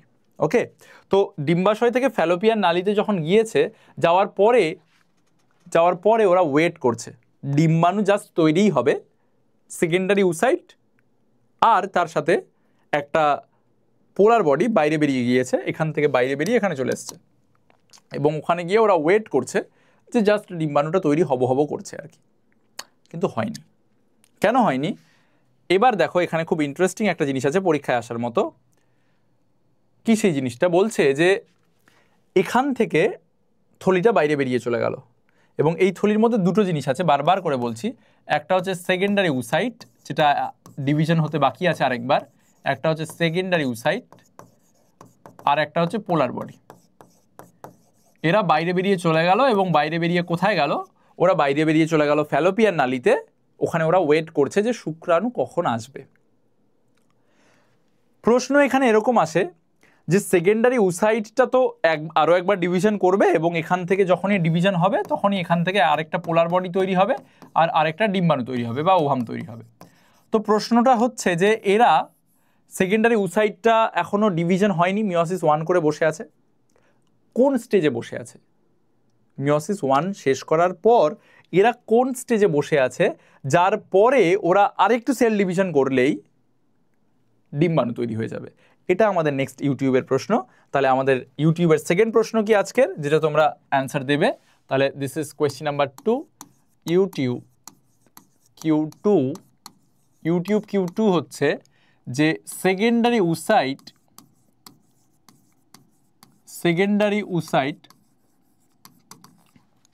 তৈরি হবার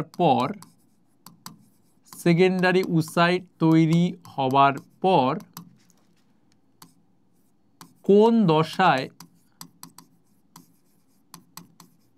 এটি কোষ বিভাজনটাকে বন্ধ করে রাখে যতক্ষণ না শুক্রাণু আসছে? কোন দশায় এটি কোষ বিভাজন বন্ধ করে রাখে? মানে মিওসিস করছিল, করতে করতে কোনো একটা দশায় গিয়ে কোষ বিভাজনটা বন্ধ করে দিয়েছে। অপশনস কি কি? প্রথম অপশনস আসছে আমাদের মেটাফেজ 1, এটা তোমরা পড়ে তারপরে বলবে, আমি বলবো না। তারপরের অপশন মেটাফেজ 2, তারপরের অপশন অ্যানাফেজ 2,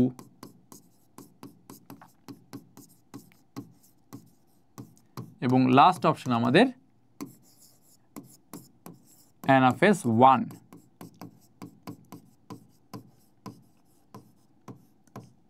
ঠিক আছে, এটা আমাদের ইউটিউব কোয়েশ্চেন নাম্বার 2, কমেন্ট সেকশনে অ্যান্সার দেবে। চলো তাহলে আমরা মোটামুটি সবই শিখে নিলাম। আমরা ম্যাচিওর ফলিকেলের স্ট্রাকচার দেখে নিলাম এবং আমাদের লাস্টে বাকি থাকলো টাইপস অফ এগ। এটা খুব সিম্পল পড়া, মানে এটা মানুষ বা গরু, কুকুর, ভেড়া, মানে যাদের ডিম আছে আর কি, গরু, কুকুর, ভেড়ার হ্যাঁ আছে অবশ্যই ডিম্বাণু আছে। তো আমরা টাইপস অফ এগ পড়বো। এখানে টাইপস অফ এগে কি পড়বো? টাইপস অফ এগে পড়বো যে কয় টাইপের এগ আছে। প্রথমে আমরা পড়বো যে অ্যালেসিথাল এগ। প্রথমে আমরা পড়বো অ্যালেসিথাল এগ।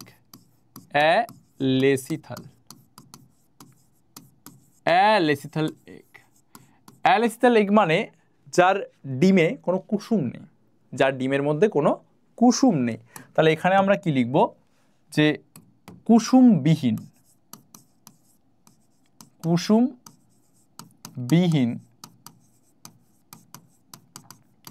ডিম বা ডিম্বাণু। কুসুমবিহীন ডিম, বা আমাদের ক্ষেত্রে আমরা তো আর ডিম পারি না, তো ডিম্বাণু। মানুষের যে ডিম্বাণু তাতে কোনো কুসুম থাকে না, ইয়ক থাকে না, তাই জন্য মানুষের ডিম্বাণু হচ্ছে অ্যালেসিথাল। তাহলে এটার কি? এটার এক্সাম্পল হচ্ছে মানুষের ডিম্বাণু। মানুষের ডিম্বাণুর মধ্যে কোনো কুসুম থাকে না, মানে ওই মুরগির ডিমের মতো নয়। ঠিক আছে, মানুষের ডিম্বাণু। এরপরে আমরা যে জায়গায় যাব, অ্যালেসিথাল মানে কিছুই থাকে না। এরপরে আমরা ধীরে ধীরে এটাকে বাড়াবো। প্রথমে আমরা যাব হচ্ছে মাইক্রোলেসিথাল, তারপরে আমরা যাব মেগালেসিথাল। তাহলে আমরা যাই মাইক্রোলেসিথাল, মানে একটুখানি কুসুম থাকে। মাইক্রোলেসিথাল এগ মানে একটু আধটু কুসুম থাকছে। আর তারপরে আমরা যাব মেগালেসিথাল এগ।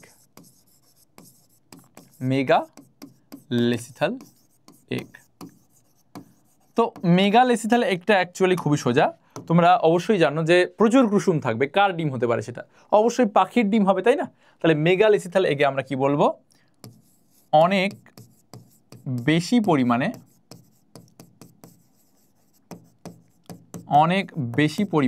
কুসুম থাকে।